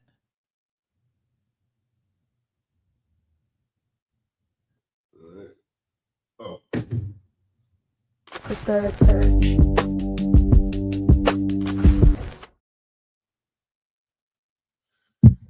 All right, word up. Man, it was another crazy weekend. There was some virality going on this weekend. I completely missed this on Saturday. And Sunday, I was trying to catch up and ended up on the phone all weekend, all day, talking about this. And when I thought I caught up on what was happening, there was more things happening. And so if you don't understand what I'm talking about, Lupe Fiasco went on to a podcast called Quality, and he was having a conversation with Quality that was kind of all over the place, to be honest. But Quality, I'm not all the way sure how we got here. But Lupe Fiasco, this is what happens with Lupe. Lupe teaches at MIT, teaches at Johns Hopkins, and so he's generally online on YouTube looking at lectures and things like that for his show. But what happens is people who make videos about him, which is a lot of people, will make a video about Lupe Fiasco and they'll put his name in the title. And so once his name gets in the title, since he's Lupe Fiasco, his notifications or his algorithm will show up with other creators who are talking about him. So it's very common for Lupe to tap in with what people are saying. And in the occasions where people are saying things that are critical of Lupe will respond in the chat and try to clear the air and try to have a conversation. And if they allow him, they'll invite him into the live stream so they can talk about whatever the topic is. More times than not, Lupe is, at least particularly at this time, Lupe is really concerned about the AI project that he created called Endless Loop. Endless Loop is an AI project he made with his team at MIT. The entire team is Black, except for maybe 2 white people that are on the lower level. But him and Black technologists got together to create this AI project, which I actually think is really dope. What this project is they made AI code that is just based off of Lupe Fiasco's music. And this AI platform, what it does is it creates original Lupe songs that you can only hear one time. They play once and then they go away. And if you want to hear it, you have to either go to a Lupe Fiasco show or to the Mojave Desert with an FM radio. They did FM radio, so you can't pirate it. Like piracy would be very difficult, right? Because he's not trying to make AI to flood the marketplace. He's trying to make, essentially, in my opinion, a sight of green grass in a dystopian future, where if you want to hear Lupe on AI, you have to go on a journey in real world, experience real life with an old school device to actually appreciate what it is, right? And so it's called Endless Loop. And a lot of people hate AI, so a lot of people hate Endless Loop. And if you think about the AI landscape, especially on hip hop, there's really only 3 people. There's Will.i.am, who doesn't really get criticized because he is not doing anything music related, right? You have Timbaland, whose reputation has been plummeting, especially now that everyone knows Suno and Udio has been stealing from artists big and small for a long time. Stat Quo? Stat Quo. They took 97 of Stat Quo songs. We can't get 5. Udio gets 97. Suno gets 97. Think about that. We're trying to put out an EP over here. Suno get 97 Stat Quo songs. We got to talk to Timbaland. Okay, either way, let me stay on the story. Finish, I'm sorry. So, but Lupe's project is really just a celebration of him, but it's an experiment. It's a practice or a product that merges real life, real world things, a real world experience with AI in a unique fashion. But people have been talking all kinds of junk about it. So he is very particular about his name in general, but since that project was announced, he's even more concerned about what people are saying. So Lupe jumps in the chat with a guy named Quality this weekend, and he gets on the chat, and the first thing he says is, hey, why do we have a problem? Because Quality has now a series of headlines that are just negative about Lupe for no reason. Quality was essentially reacting to King Green. Big shout out to King Green, Torre Rap Latte. He was reacting to King Green's video, which is about whether or not lyrics sell records. Right. The video is about whether or not lyrics sell records. And the argument is that if you get too lyrical, you don't sell records. King Green doesn't say anything about Lupe Fiasco in the video that I'm aware of. But Quality made the video and said, this is a Lupe Fiasco problem. Right. And I guess he had more than one video that was about it. I didn't see that whole video, but that's what Lupe was reacting to. So he hits up Quality in the chat. I know it's a lot of backstory, but once we get through it, we'll be done. So Lupe sees Quality in the chat and or goes to his chat, talks to Quality, and Quality lets him on the show. Lupe says, hey, do we have a problem? Like, what's going on? Do we have a one-sided issue? The first thing Quality says, oh, it's like your one-sided issue with Kendrick Lamar. Oh. Off the rails from jump. Oh. Right. And so the conversation goes a lot of places. Before we get to the details, regardless of the details, this is already a more macro issue because now Lupe has a pattern of doing this at multiple points, right? He did this with Kurtis King in 2024. He did this with another channel at the beginning of 2025. Maybe there's one more, but ultimately, in Lupe's attempt to protect his name, clear the record, give people opportunity to try to come to an understanding with whatever Lupe is talking about, now he has a pattern of showing up places. I honestly, at this point in time, think a lot of people bait him because they know this will happen. My opinion. I'm not saying that anybody's doing this. And probably most unfortunately, is whether or not he was doing this before the Kendrick and Drake battle. I can't quite remember. But I know during Kendrick and Drake battle, he went into Averb's, it might be before it even happened. He went to Averb's Twitter spaces and they asked him who he thought would win and he said Drake. I don't know if he said Drake would win, but he was favorable to Drake's rap style. And then he said that he felt like, I might be misquoting, correct me, Aaron, or people in the chat if I'm wrong. But then in that Averb conversation, he says that he felt like Drake was a better lyricist because punches and entendres, Drake does more punches than entendres, or had more focus on punches and entendres. And that is a key portion of what he considers a lyricist, right? So after that happened, since this is the great divide in hip hop, after that happens, anybody who seems favorable to Drake or Kendrick is going to get a reaction from both audiences. Yeah. So all of that happens. It sets the stage for where we are now.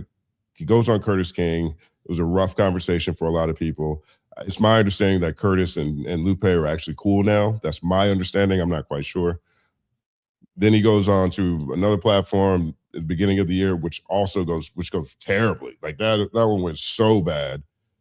And now we're here again with him and Quality. I want to let you chime in and give you some thoughts before we move to more steps, because there was more than just quality this weekend. This is a classic case. I want everyone to really pay attention in the chat because we want to educate our people here. Go where you celebrated.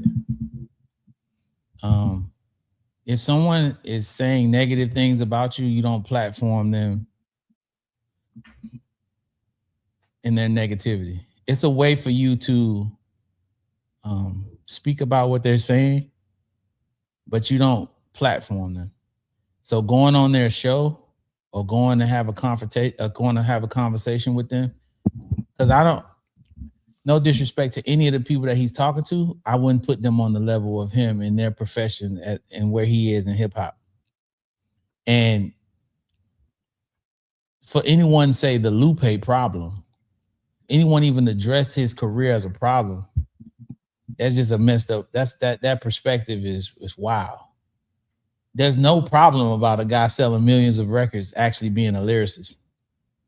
There's no problems about a guy winning a Grammy, doing a rap song as a building, as a person. There's no problem as a person that still continues to sell out shows and wherever he's performing, being himself throughout history and throughout time. So if somebody sees you as a problem, that is the wrong perspective to have, especially when we're talking about rappers. You know, we talking about rap, and any rapper that sits down and writes a rhyme will tell you how fucking dope this man is. So you're having conversations with people that are questioning where you are in the first place. That's the problem. And I don't want to pre-jump what you're going to say and put your business out there, but Justin and Lupe know each other. Justin's been cool with Chill, which is Lupe's manager, for years. The fact that this man has not sat and done an interview, and Justin didn't say this, I'm saying this. The fact that he ain't sat with Justin in all these years is disgusting and disrespectful. Lupe, I love your music. I don't know you personally. I met you one time. We have a common friend, me and Lupe. I'm just on the phone. I'm just texting her back and forth. And she's like, hey, I told Lou that you guys talk about him on the show a lot. I'm like, yeah, because the guy I'm doing the show with is a huge fan and has actually gotten me to really get more in depth about his music. Before Justin, I really only knew probably about 5 songs. Real being my favorite song, one of my favorite rap songs ever created. But I was not really into his catalog of music because, respectfully, I think he's horrible at picking beats. And I think that has held him back. I've said this. I think if Lupe had Kanye West production, we'll be having a totally different conversation about his career in life. Because as far as a swordsman and literally writing rhymes, you're not going to go and find anyone better than him. He can sit up and teach like him. There's certain guys that are just incredible at writing rhymes, and he's one of them. But picking beats, no. He picks horrible beats. You know, sorry. He raps better than Rick Ross, but Rick Ross picks way better beats. So I'd rather listen to Rick Ross over Lupe. You know what I'm saying? Because the overall package of it is better. You know, that's no shot to Lupe. I love him. I think he's incredible. It's just the music is not there. So she said, oh, I'm gonna hit him. He knows that I do this thing with Justin, which I didn't know that Justin and him had talked on Sunday. This was Monday. He tells her that he's retired from doing podcasts. How are you retiring from doing a podcast with a nigga that's been basically supporting your whole career, and you've been jumping to talk to people that have been shitting on you? You're not going to go somewhere where you celebrate it? You're not going to go sit with a person that will allow you to speak what you need to say, and you will get it out so the fans so your narrative will be complete. You're going to places where you have to be combative, so you're not going to be able to say what you want to say. That's just not, I don't know what's going on. I don't understand it. And then you tell my homegirl, nah, I'm retired from doing podcasts, but we can jump on a call. Respectfully, bro, I don't want to talk to you on the phone, nigga. I don't give a like, nigga. I don't want. What am I talking to you for? Hey, what's up? I don't need no new friends. I want you to come on here so you can talk to Justin. Love the music. I'd rather be a fan of you from afar. This is why certain people, I just rather be a fan of them because of the music. I ain't trying to be like nothing against him. I was trying to have you come on because I didn't know you was already talking to the nigga. Right. So he should have said, nah, I've been talking to Justin already. You know what I'm saying? I'm talking about doing something with Justin. Maybe he thought by her reaching out that he might have thought that I was like, yeah, can we get Lupe? Like that wasn't the conversation. I'm gonna say this ain't just about him. I don't give a fuck about talking to none of you niggas. So anybody watching this that's famous, I'm not asking none of you niggas to come sit and talk to me. I'm gonna talk about you if I know you and my experience with you, but I don't give a fuck. I asked one or two dudes to come sit up here. One or two dudes, and niggas don't talk to nobody. One of them is Top. And I think I ain't even asked Dre yet. But them the only two niggas I want to sit. Eminem, Paul, these motherfuckers, I want because they had something to do with my shit. I don't give a fuck about the rest of y'all niggas. What y'all did for hip hop, cool. That's for the chat. I want to sit and talk to niggas that I don't know Lupe. So I would have never reached out. I want to make that clear so he can know, because I don't think she told him that. Nigga, I did not ask her to ask you. She suggested it. I'm like, cool. I was thinking about Justin. I didn't ask my nigga. I respect you. I think you dope, but I definitely didn't ask. And I didn't even know this shit was going on. I thought that was an old thing that was happening. I didn't think this was new. And then I look up today and I'm like, it's everywhere. I'm like, oh, this must be new. And then you come in here and tell me that you was on the phone with him for an hour, and that goes back to you. Right. So, Lupe and I have had a conversation on his Instagram Live. It was impromptu, and it was one of my favorite conversations ever. That's on my channel if you want to check it out. I was going to do a story on this, but the story kept moving, right? Mm-hmm. So before we move on to the next stages of this story, the quality conversation after Quality started this conversation with, is it like the one-sided conversation one-sided argument you're having with Kendrick Lamar, right? And so wherever Lupe goes now, people bring up Kendrick Lamar because obviously there is definite overlap in a Lupe Fiasco fan and a Kendrick Lamar fan. I wouldn't be surprised if every single one of Lupe Fiasco fans are also Kendrick Lamar fans, because these type of fans tend to like artists for the same kind of reasons. You know what I mean? And so when Lupe talks about Kendrick, and generally speaking over the past year and a half, 2 years, it's in response to someone asking about it, right? And so that puts Lupe in a different conversation, and now he is debating with Quality about whether or not Lupe is a better lyricist than Kendrick Lamar. Okay, we have a clip here. Can we play this clip from Quality? I think it's the second clip. It's the second one in the box, I think. I don't know if that's a pause or not. But the second one in the box. Yeah, play that clip. But before you play the clip, I just want to say, Lupe. Yeah, it's the second one, my mixtape one. Yeah, Lupe shouldn't even be engaged in a conversation on somebody he inspired. He inspired Kendrick Lamar. Yeah, he was a huge inspiration to Kendrick Lamar. Kendrick Lamar, don't play that yet. Kendrick Lamar has a board where he has different MCs on it. That was at the old studio. And he had different MCs on that wall. Lupe was on that wall. I didn't know that. Yes. And he inspired Kendrick. So that's my point about being an inspiration to someone. When you can hear yourself, which we know Lupe can hear, you know what I'm saying? Yeah. Busta Rhymes can hear, some of those cadences and flows that Kendrick, you can hear that. Andre 3000 can hear, you see what I'm saying? Yeah.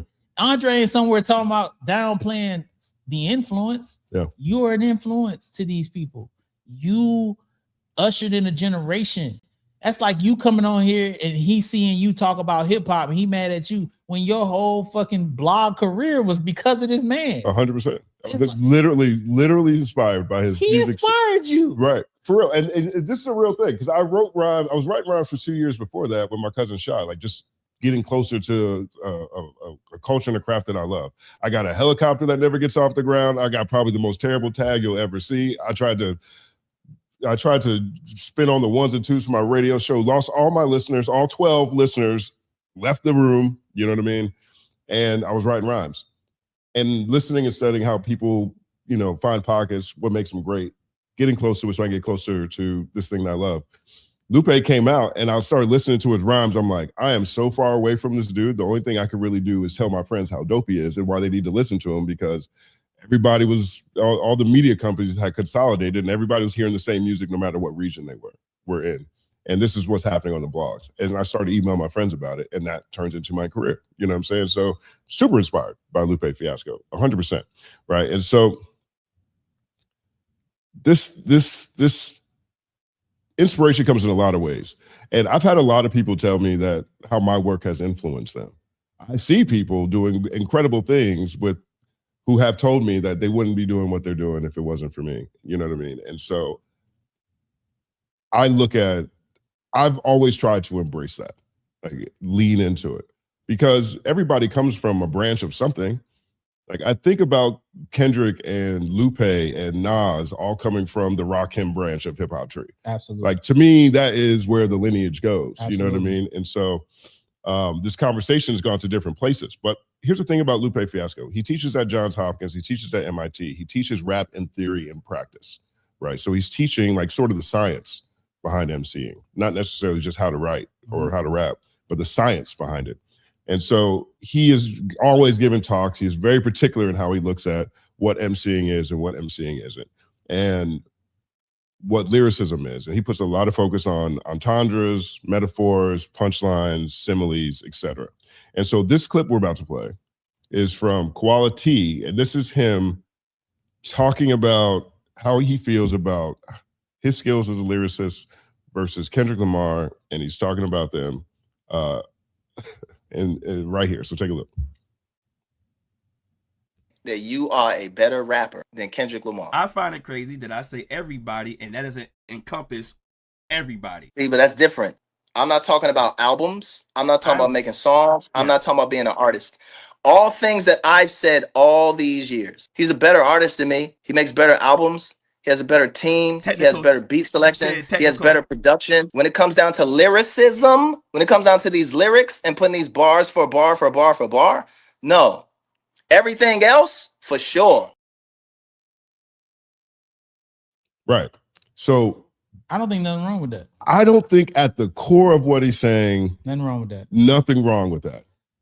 Because bar for bar, nobody does it like him. Maybe Eminem, maybe fucking Royce, maybe like Black Thought. It's a level. Kendrick is phenomenal, but it's the total package. You know what I mean? This goes without saying. I think just on some complication shit, Absa is more scientific than Kendrick Lamar is. And Lupe acknowledges that Absa is up there, and that I think he probably would say that all the time. Yeah. There was a moment in this conversation where people said, what did he say? He says, you know, if you find the average battle rapper is better than the average commercial artist. And he says, so, you know, the average battle rapper can beat whoever. They can beat this person, they can beat that person. Maybe not Absa, is what Lupe said. I feel you. But what Kendrick does, which is also very difficult, and I don't downplay it, is he's complicated but still makes it palatable for other people to understand. Right. And that to me is actually harder than being complicated. So when you speak when you say it the way he said it, it can give people the impression that you're downplaying something that is extremely difficult. Because I think had he prefaced that to say that what Kendrick does is extremely difficult, like I said, this guy took hip hop records and hip hop complicated rhymes, put them over all these different sounding beats, and made it to where like we still rocking with that shit. Most people, the general public, especially as someone that like loves Drake or whatever, they don't memorize whole Kendrick Lamar verses because they are complexes. They are complex. You memorize pieces of it. You see what I'm saying? So what Kendrick does is extremely difficult, and when you speak about it, being someone like him, there's a level of sensitivity of how you need to approach it, especially in the era of super fans.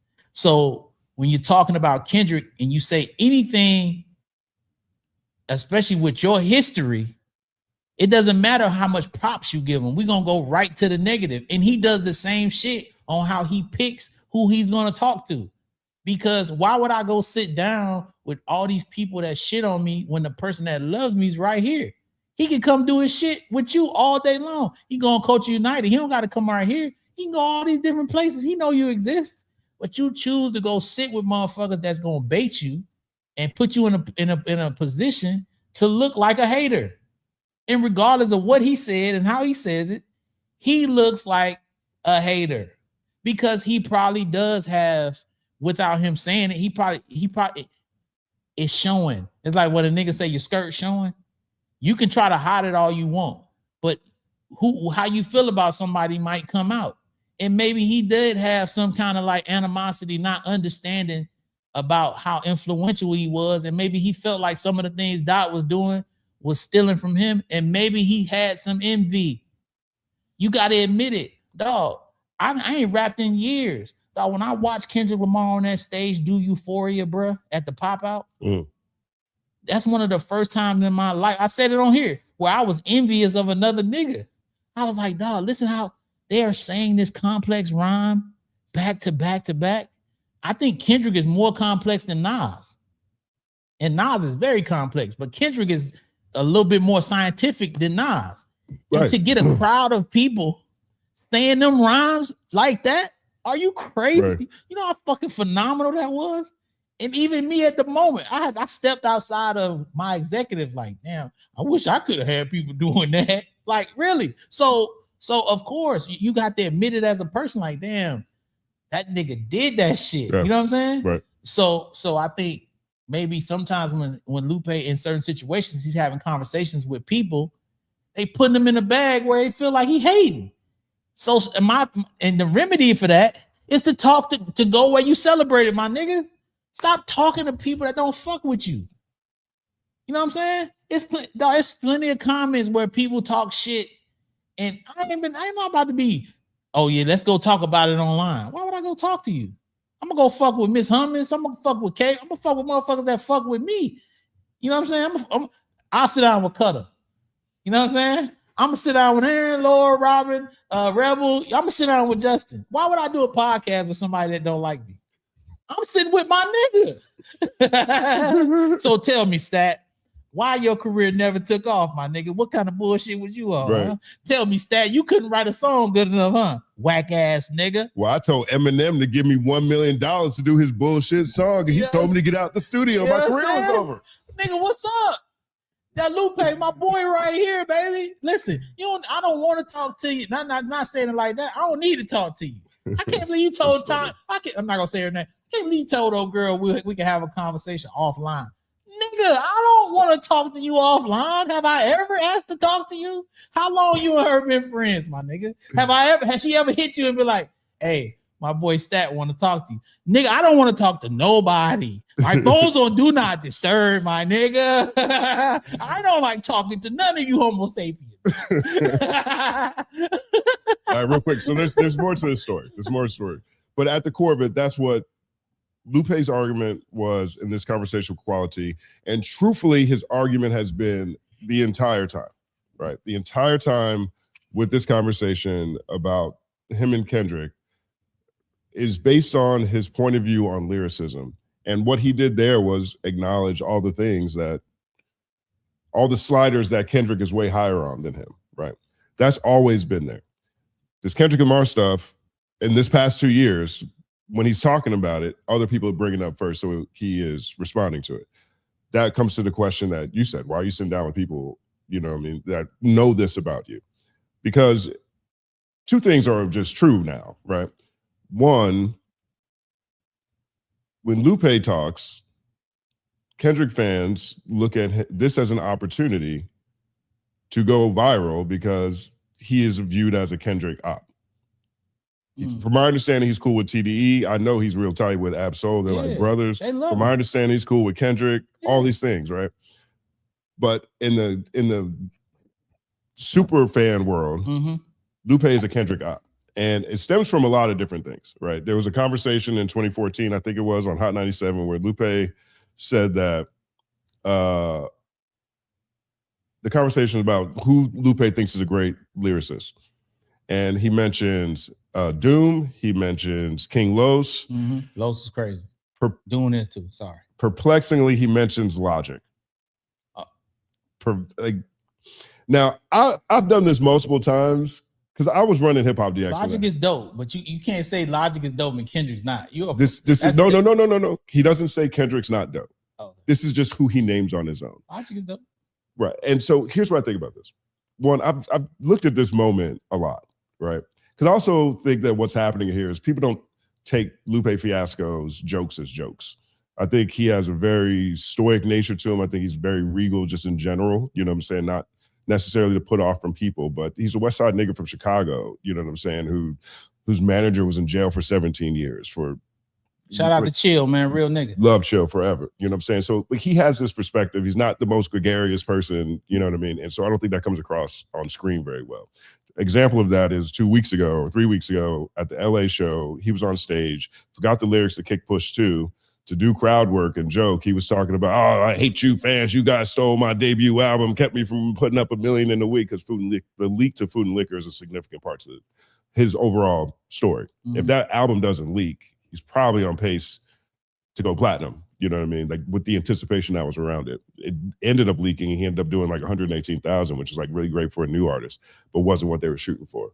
But away from that, he's joking, but everybody stole it. But the media reported it like Lupe Fiasco hates his fans, right? So this kind of thing happens a lot.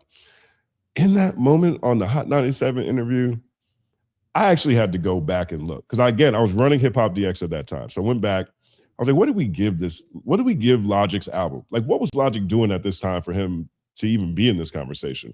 He put out Under Pressure. It got 4 out of 5. I think Under Pressure is the album that's built off of Midnight Marauders. So he's got a lot of structural things that's happening on this album that connect to Midnight Marauders. He's definitely, he was a bar-heavy rapper at that point in time. So, I looked at all the other reviews that people gave, and I looked at the album went platinum, right? So in retrospect, like, it doesn't look crazy on paper, but it felt crazy in the moment, and it still feels crazy now because it hasn't aged well. That is the other part of it, right? And so people go back to that moment because it just looks like pure hate. It's difficult to look at that without feeling like, yo, he's got to be hating, because Logic is so far away from not even just the Kendrick Lamar conversation, but almost anybody conversation. At this point in time, I can't think of, there's probably got to be like 3-4 different artists that would come to mind from that era after the big three, before you even get to Logic. Logic can rap though. Exactly, he can. Yeah, but for him to name it so early in this clip, people grab onto that because he hadn't said Kendrick Lamar yet in that clip. That's really where all this lives. If he had said Kendrick then Logic, I don't think it's a problem. But he says Logic. And then Peter Rosenberg interrupts and says, what about Kendrick? Oh. And Lupe says, Kendrick is dope. I'm not a nut hugger like you. So hold up. After he said Logic's name? Yeah, Peter Rosenberg jumps in and says, what about Kendrick Lamar? And then I don't even know if Rosenberg gives Lupe an opportunity to say Kendrick on his own. But see, this is where the complexities of the rhyme that he writes you don't have that in regular conversation. Yeah.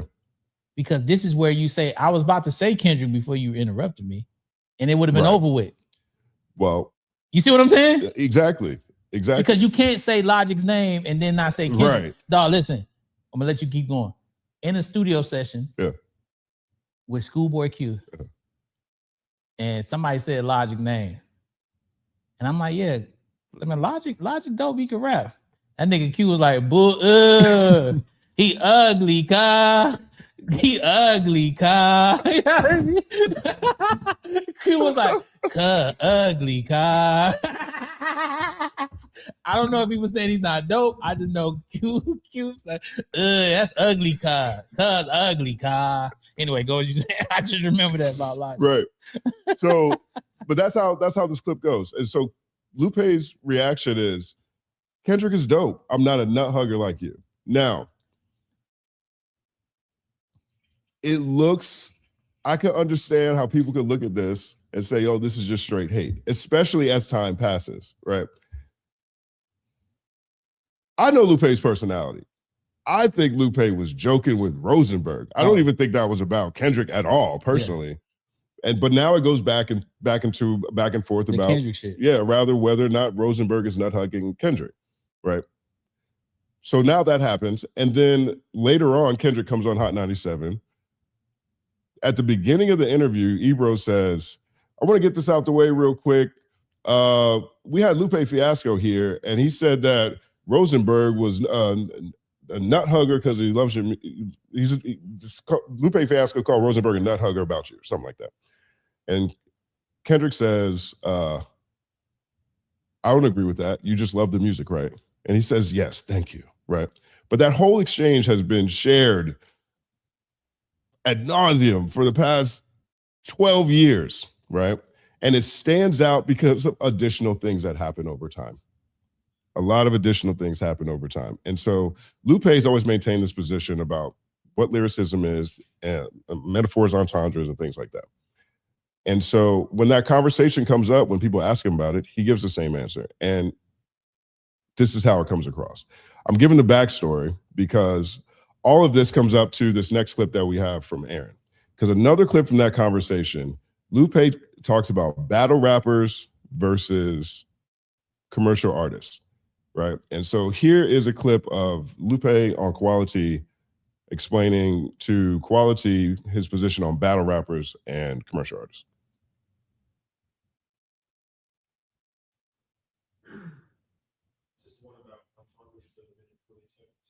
No, it's the one at the very bottom. I sent you a text about it. The very bottom on the right.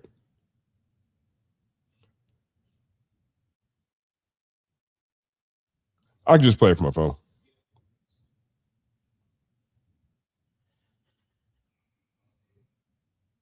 You found it? I think he's got to download it and play it. So. Oh, okay. I got it? Okay, cool. Yeah, so this is part of Lupe's overall position. You know his last name's Fiasco, right? Listen, I want y'all to know something. This, once again, names matter. The nigga's not Lupe Organized. The nigga's name is Lupe Fiasco. He's not Lupe Smooth. Lupe, I'm not gonna say what some wild shit sometimes. The nigga's last name's Fiasco. I want y'all to go look up Fiasco and tell me if this is not on brand. I absolutely think it's part of the thing. Shout out to Lupe for being exactly who I thought he was with the last name of Fiasco. Okay. do we have the clip? Or...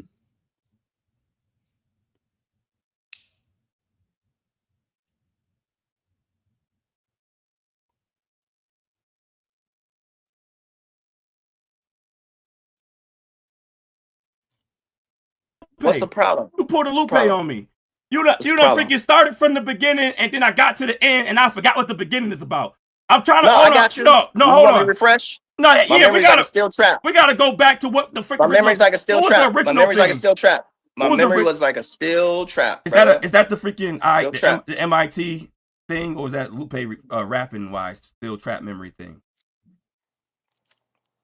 You want to quit playing? I want to know if it's that. I'm trying to find out what's going on. Why you playing? Because you're a player. Well, me, I got too many freaking kids playing around. At the end of the day, you feeling a certain way about me saying something that you believe.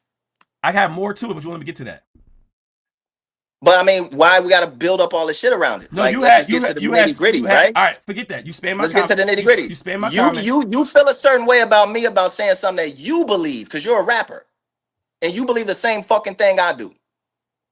No, you said that it's 50. So what's the difference? What? How do you find 50 other people? Nigga, I said it was hundreds and I'll name them, 100. and we can list them, right? Okay, do you have to say? We can start from Rosenberg Raw all the way to motherfucking Blue Magic. Blue Magic IT, nigga. Where you want to go? We want to start listing niggas, and then let's see how long that list gets before we start naming one nigga with a record deal.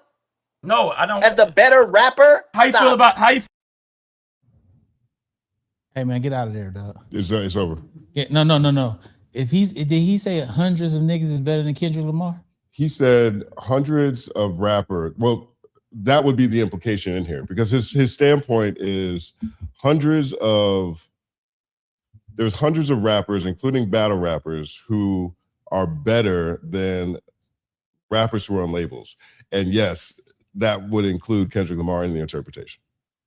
He just thinks that battle rappers and MCs in general, outside of record deals, are better than cats who are in record deals. And that includes Kendrick Lamar.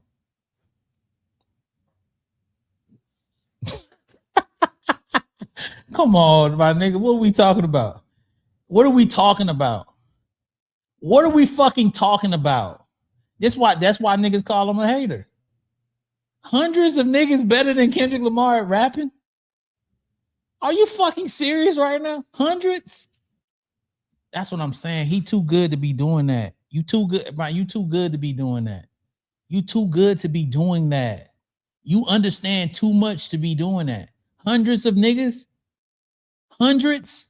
The fact that he does what he does and makes it palatable for people to fuck with makes him better than the niggas you talking about. Are you bugging? I can't believe he said that. I can't believe he said it. That's new? That's part of the same conversation. That happened Saturday. That's this weekend. Yeah. So this nigga felt like that this weekend. Yeah. Is this 2026? Has Kendrick not put out all these albums? Hold up. Did The Pimp a Butterfly come out? Did Damn come out? Did GNX? Wait a minute. Did this nigga not just have? Did Meet the Grams drop? Where am I at now, nigga? No, Justin, seriously. What is he talking about? Had I known this, I didn't know this.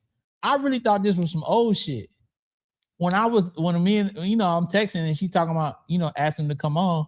Had I known this, it would have been a totally different conversation.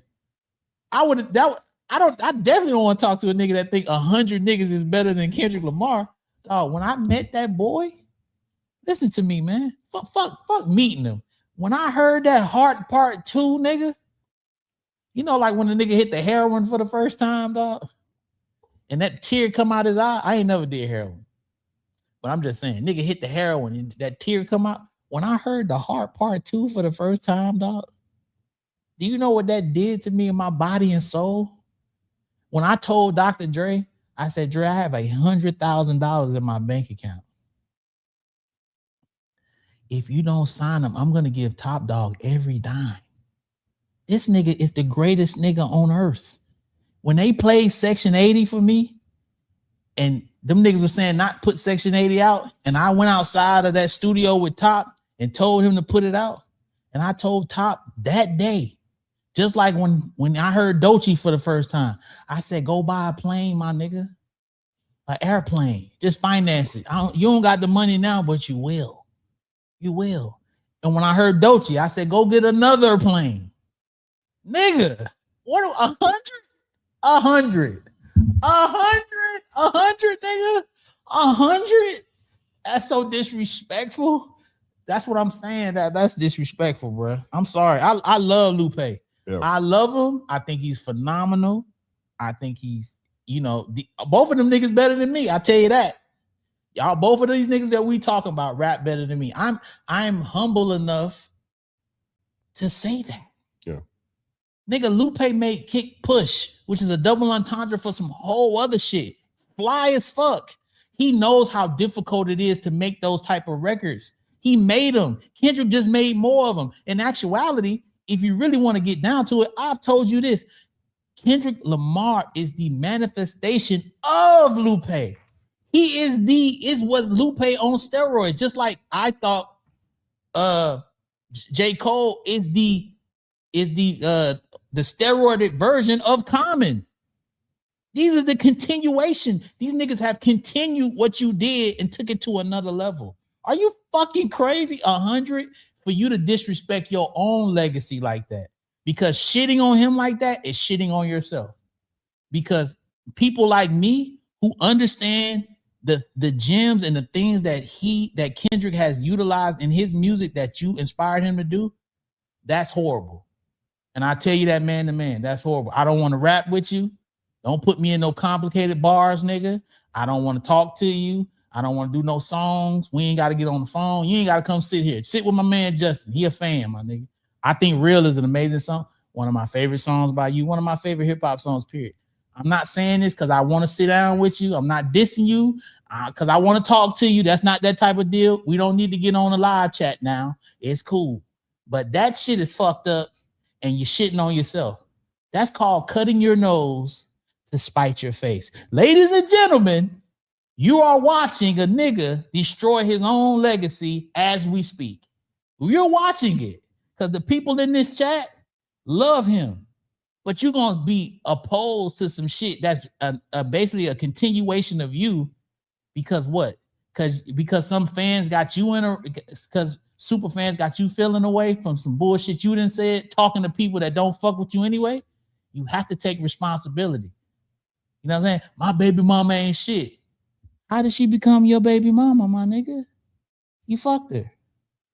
Had you not fucked her, then you wouldn't have had to say that. So had you not had these conversations with these people, you wouldn't be dealing with what you're dealing with. Ta-da! You too smart, my nigga. You teach at MIT. You know you should have shut the fuck up. You know you should have played it differently. And now you're dealing with the shit from it. And now you say shit like I'm retired from podcasting. Okay, here we are. Go ahead, Justin. I'm sorry. So Lupe's point of view on this is that, again, he's focused on entendres, punches, metaphors, in my opinion, in a traditional sense, right? Now, that may be true, but I just don't think, from my point of view, I don't agree that that's the end of lyricism. I don't think that lyricism ends with certain literary devices. I think lyricism includes more than that, to be honest. But just on a apples to apples, apples to oranges basis, my main problem with this assessment is that if you're comparing battle rappers and you're comparing commercial rappers, and you're trying to compare them on lyricism, you're comparing two sets of MCs who have different motivations.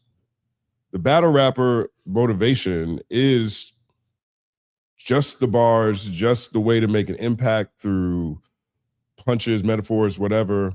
On stage, no music. The commercial motivation is to make music, generally speaking, that spreads as far as possible. People read less good every day.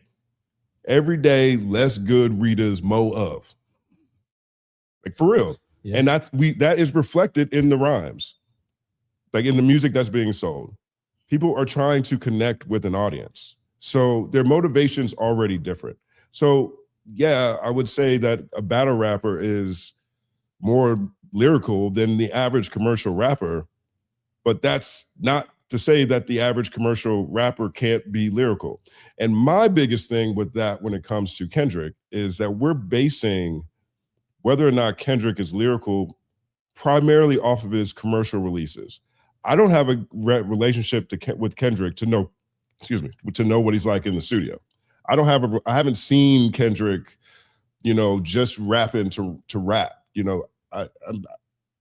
I imagine Lupe has at different points in time. I imagine he's nice. Yeah, right. So nice. I don't look at what we've gotten from Kendrick from a catalog standpoint as the end of his ability as an MC. I know Kendrick through his music that he has put out here commercially to make the biggest impact and it connects with a bunch of his influences. And one thing that we know that comes out of the TDE camp, the Dr. Dre camp, everything here on the West Coast is they're making music to reach the most people. So there's certain sliders I imagine are probably turned down a little bit more just to connect through music. And so when I look at Kendrick's catalog, I look at a guy who probably can do way more in this specific skill set than we're getting through the mediums in which we see him. He dumbs it down so much. He makes it palatable on purpose. Right. Dog, when Dennis Rodman gets a lot of rebounds, I don't look at him and say he can't play basketball.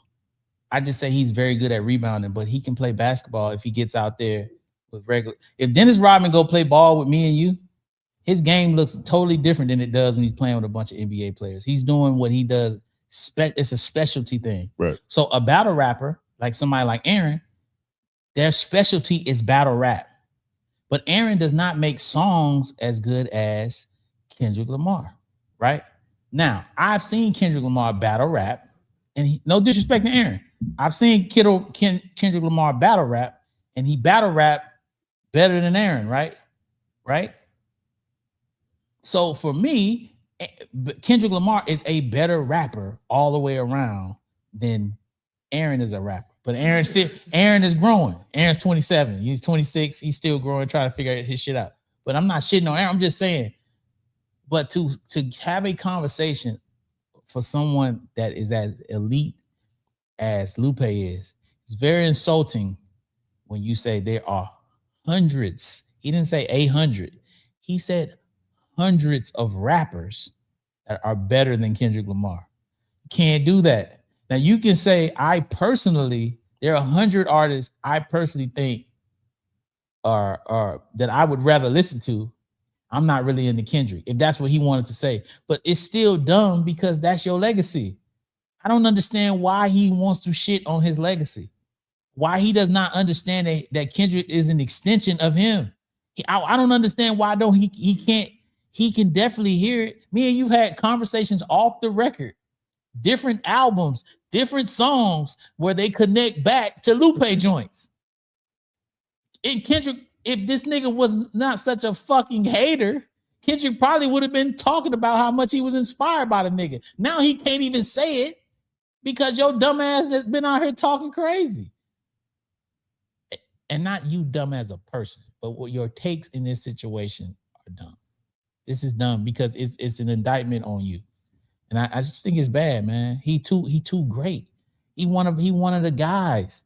Lupe is a guy. Lupe, you are a guy. You know what I'm saying? Like that's like Dre coming out, I don't really fuck with the Mustard beats. That Night Like Us, I ain't really, you know what I mean? Dre not gonna say that. He fuck with Mustard. You know why? Because Mustard is an extension of Dre. Not Like Us. Dun, dun, dun, dun. You know what I'm saying? Mm-hmm.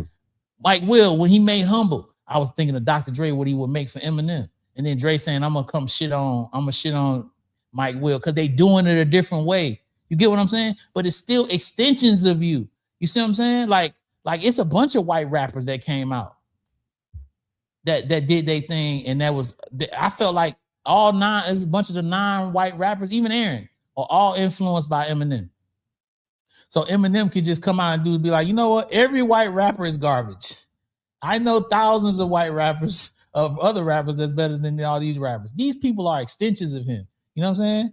Logic isn't, even though Logic's mixed, but that's an extension. So that's just my thing. I ain't mean to be long-winded. No, you're good, man. I'm gonna ask you a personal question. Yeah. I'm gonna make you uncomfortable right now. Okay. So this is gonna make you uncomfortable. I'm in the spot. I'm in the hot seat. Yeah, for sure. You sat on the phone with this nigga for over an hour. What the fuck was y'all talking about? Well, talk to Lupe for over an hour on Sunday. What was y'all talking about? Well, one thing that Lupe shares with people publicly all the time is that if there are creators out there, people out there who want to get in touch with him, just hit me up and I'll put them in touch. Mm-hmm. So this was one of those. Okay. Actually, there was a creator, another content creator, who came up in these discussions at some point in time, who hit me up and wanted to talk to Lou. So, I talked to Lou. I hit up Lou for that. And so we were basically on the phone for an hour about that. And so really it was just, I don't even say hashing out. It's just sort of so this creator can understand where Lupe was coming from a little bit more directly, right?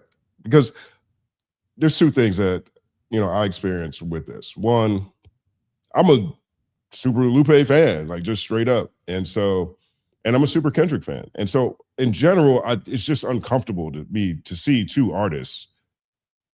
Like my dream song in the world would be a song with Andre, Lupe, and Kendrick. Phenomenal. Right after that, because I feel like Andre's just never going to be available, a song with Kendrick, Lupe, and Nas. Like, I feel like that song is right there. Yeah.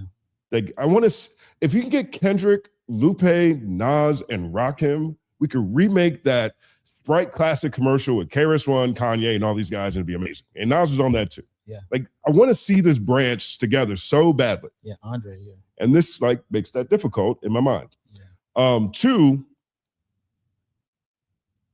when it comes to what Lupe's saying in general, when he says like Kendrick's better at everything but lyricism, I actually agree with Lupe. Like, I agree. I'm not saying it's far off. Yeah. No, but like Lupe to me is definitely better than as a lyricist in what has been shown when it comes to Kendrick. No doubt. So I don't feel like he's actually wrong there. I just also see this pattern and I understand where the rest of the world is coming from. Like, it's hard for me to look at these series of events and say that everybody is insane to think that it looks like Lupe is a Kendrick hater. I just happen to be one of the few people who know factually that's not the case. Mm-hmm. I know factually that's not the case. I know factually like the problems he doesn't have. I know factually what he means. And so in this space, I end up in these conversations with people in the audience or with other creators. And I'm defending Lupe against a perception they have that is caused by Lupe's own actions that make him look like he means something he actually doesn't. And that feels like a walking Lupe Fiasco song. I feel like I'm in the middle of like a juxtaposition judo match. And hopefully at the end, it all comes together beautifully and everyone understands it. But this is the definition of the food and the liquor. But why not, you on the phone with him, why not say, come and talk to me so we can platform that and get that to the world? Because he can do that with you. But he'll go and talk to somebody and then it digs the hole that much deeper. Well, two reasons. One, I think one of the things that you and I are alike in a lot of ways is like when you try for a long time for something and for one reason or another it doesn't happen, you don't even worry about it. And there's certain people in this space, Lupe being one of them, I'll be honest about that, but like certain artists I have relationships with in this space that I work so hard for and mean a lot to me that having that relationship and just having access to them to means me, more to you than way coming more. On the show. Yeah. Right. It's like I don't know if Donald Glover had a joke or if this was a skit or something, but Donald Glover was like, yo, this fan ran up to me one day and said he, really was a big fan of my work. Can he take a picture with me? I know I'm paraphrasing this because I'm a fan of his work. Would you take a picture with me? Right. And Donald Glover was like, Donald Glover was like, yeah, the fan was like, would you take a picture of me? Donald Glover was like, I'm not really best dressed, but we can sit here and have a conversation. I got nothing to do for the next 30 minutes if you just want to talk and build a relationship. And the fan was like, nah, I really want the picture. Because he wanted the clout, you know what I mean? Like, I have the opportunity to build relationships with people whose insight is more important to me at this point than the content.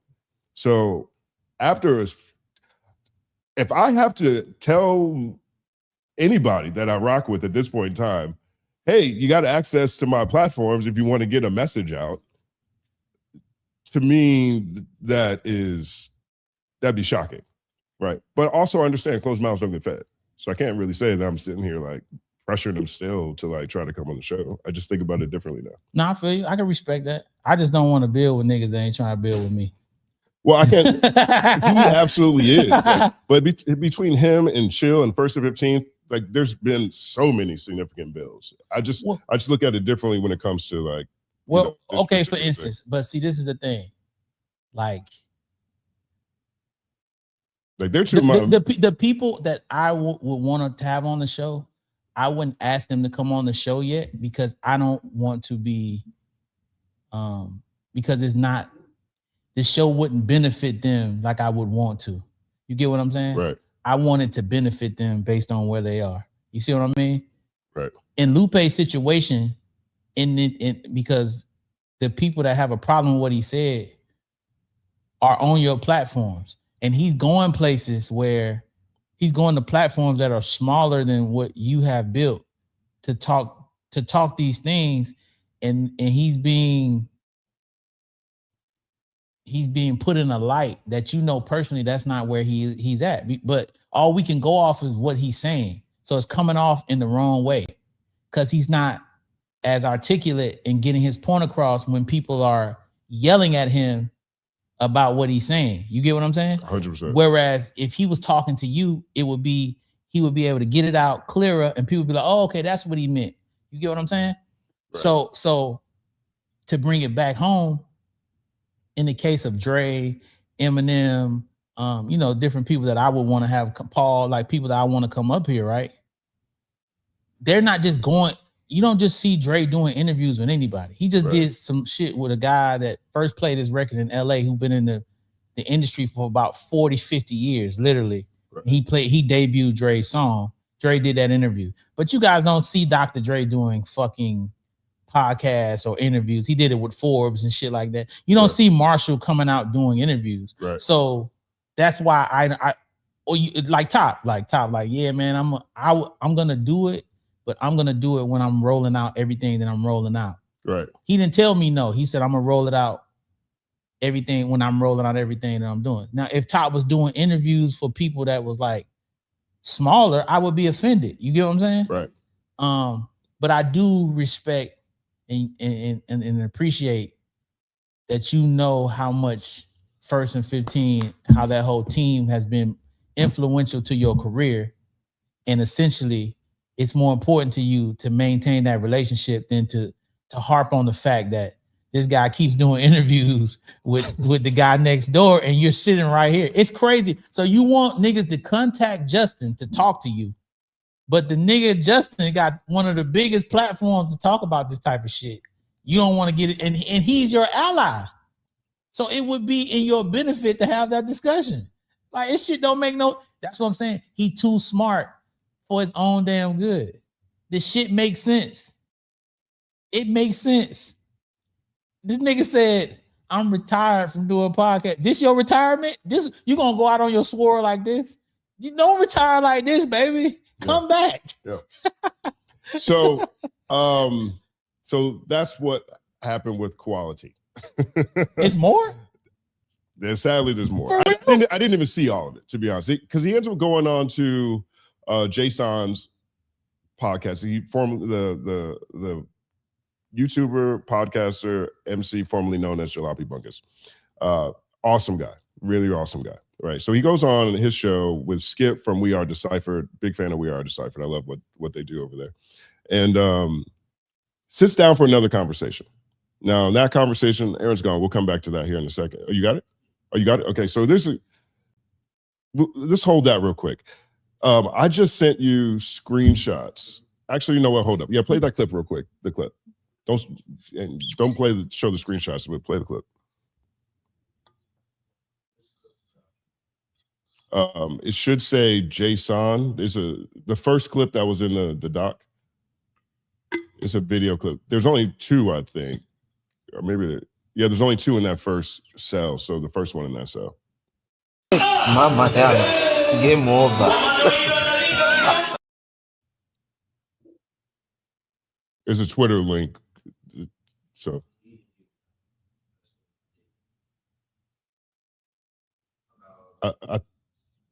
Okay. I'll just play it over here. Give us 1 second. So this is part of what happens on another podcast, right? That's 2 minutes 37 seconds. I don't know how long it is. I just saw the link. Well, let me get it.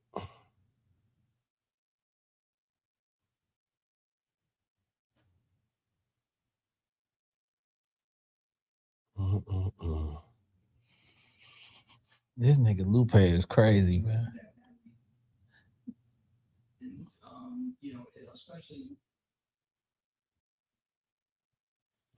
I got it right here. I'll play it.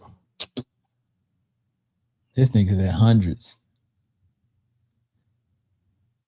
All right, so here is Lupe on Jason's podcast. Punching as much as angle. So here he's explaining like literally what he means, right? And so here's what he's talking about. But when I do punch, it's heavy. That's how I view Kendrick. I feel like Kendrick focuses more on the concept of delivering the message through, wordplay. Are you speaking more to his volume, or are you speaking? I'm not talking about. I'm not. Oh, yeah, my fault. I'm not Kendrick at all, right?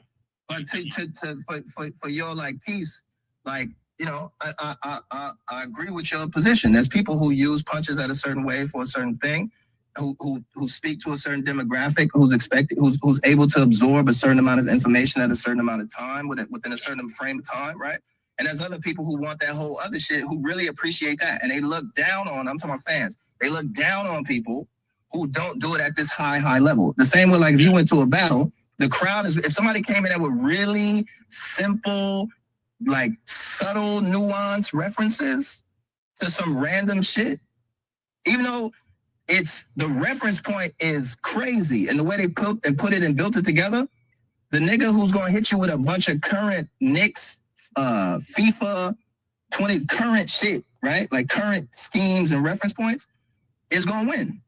They're gonna win over the crowd because the crowd is more tuned, primed to that moment. So there's folks who are in the moment, and there's folks who are like a moment adjacent, and there's people who are not in the moment at all, right? So So that's part of what he said on Jason's, but all of these conversations are really contentious at this point in time. Like, people are, in my opinion, understandably having a reaction that you're having. You know what I'm saying? It just sounds insane. And it's hard for me to see it and not see what people see, right? And I get it. Now, this situation with Lupe is also presented as if it's very one-sided. Like, if you see how people report on this, they pull out all the clips. You got a second? Okay, cool, yeah. They pull out all the clips of Lupe being critical. They don't pull out clips of Lupe giving compliments. Absolutely. They don't focus on the things that he said that are positive. Nobody does. And then they don't point at. So one of the biggest videos on my channel is called Lupe Fiasco, Kendrick Lamar, Steal Like an Artist. Right. I made this video in 2018, 17. So whenever I made this video, it's one of the most watched videos ever. That's one of the reasons why I don't keep trying to remake this video, because I've already made this video. I made this video almost a decade ago, right? Because there have been different exchanges between these two. Yes. And again, like I explained, they all come from the same tree to me. Yes. Rakim, Nas, Kendrick, Lupe, same tree. Yep. Right? Yep. So I see it. But there's an exchange that I built that story around. I built that whole video around this one exchange that took place on Twitter. And it was brief, but this is one of the more direct public interactions that I've seen between Lupe and Kendrick's team. And so we have two screenshots I'm gonna put on the screen. If you can, put the one from Lupe up first and then put the one from Dave up second.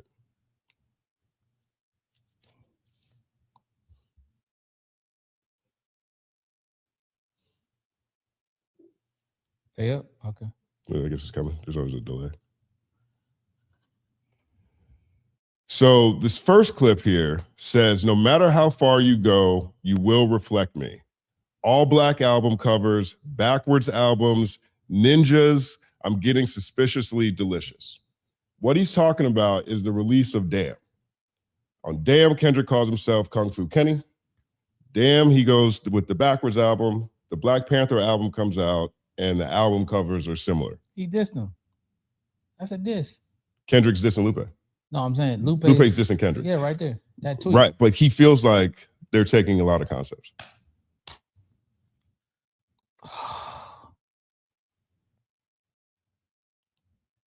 That's what I'm saying.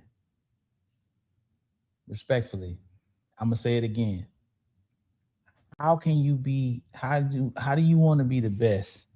How do you want to influence, right? And then get mad when you influence. How you getting upset for influence a nigga? That's your whole point. That's like Michael Jordan getting mad at Kobe. Mike ain't mad at Kobe. Mike appreciated Kobe because he knew where Kobe got that shit from. He seen it. That's like Magic Johnson getting mad at LeBron. And you pointed out, nigga, you don't got to say nothing. We can see it. And that just makes you bigger. That just makes you bigger. That's like Kendrick getting mad at Anderson .Paak. We see the influence. It's disgusting that he even had, that was beneath him. And that's what I'm trying to say. Like, when I hear certain people rap, I put them certain places because they are so great. And then when they do something, I never seen that because I'm not into the. I ain't here. I'm too busy on trying to be a billionaire, so I didn't get caught up. I'm sorry, guys. No disrespect, but that type of shit makes me feel like, damn, I've been wrong about these people my whole life. I've looked up to them. You know, like when I saw Jay-Z say, "Yo, I've never taken advantage of anyone in my life." That shit crushed me, bro. It crushed me that came out of his mouth. A nigga that I thought was like, man, you know what I'm saying? I'm listening to your songs. I'm put like, nigga, you the GOAT. Like, what? You let that come out that you said that? You didn't edit that out? You wasn't live.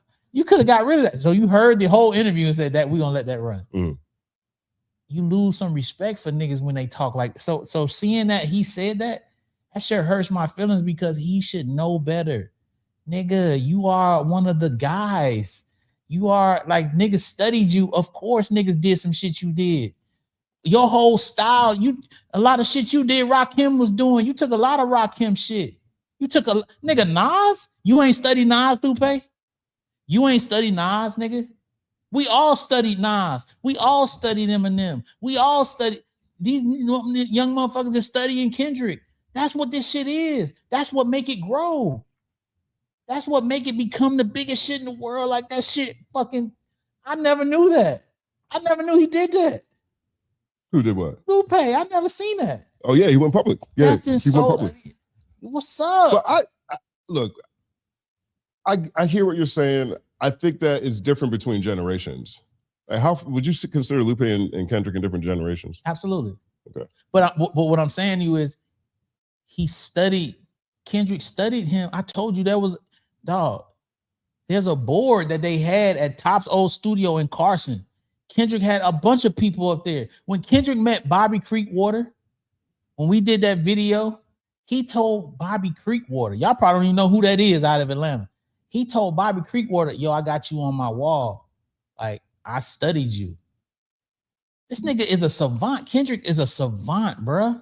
He studied all these niggas, the great motherfuckers. That's a compliment that you see anything that this young man is doing that he got from you. Of course, you didn't originate this, nigga. You ain't the first motherfucker to rap as good as you either. Like you're not God, my friend. That's like God getting mad because we do something nice because we got that from God. God was the first nigga doing nice shit, not you, baby. God started being nice. So when you do something nice, you on God, get off God dick. God gonna come down. How dare you do something nice, you human? You can't do, and then it's like the devil getting mad because you do something evil. You got it from the devil. Anyway, go ahead. I'm sorry, Justin. And then Dave Free responds with this tweet.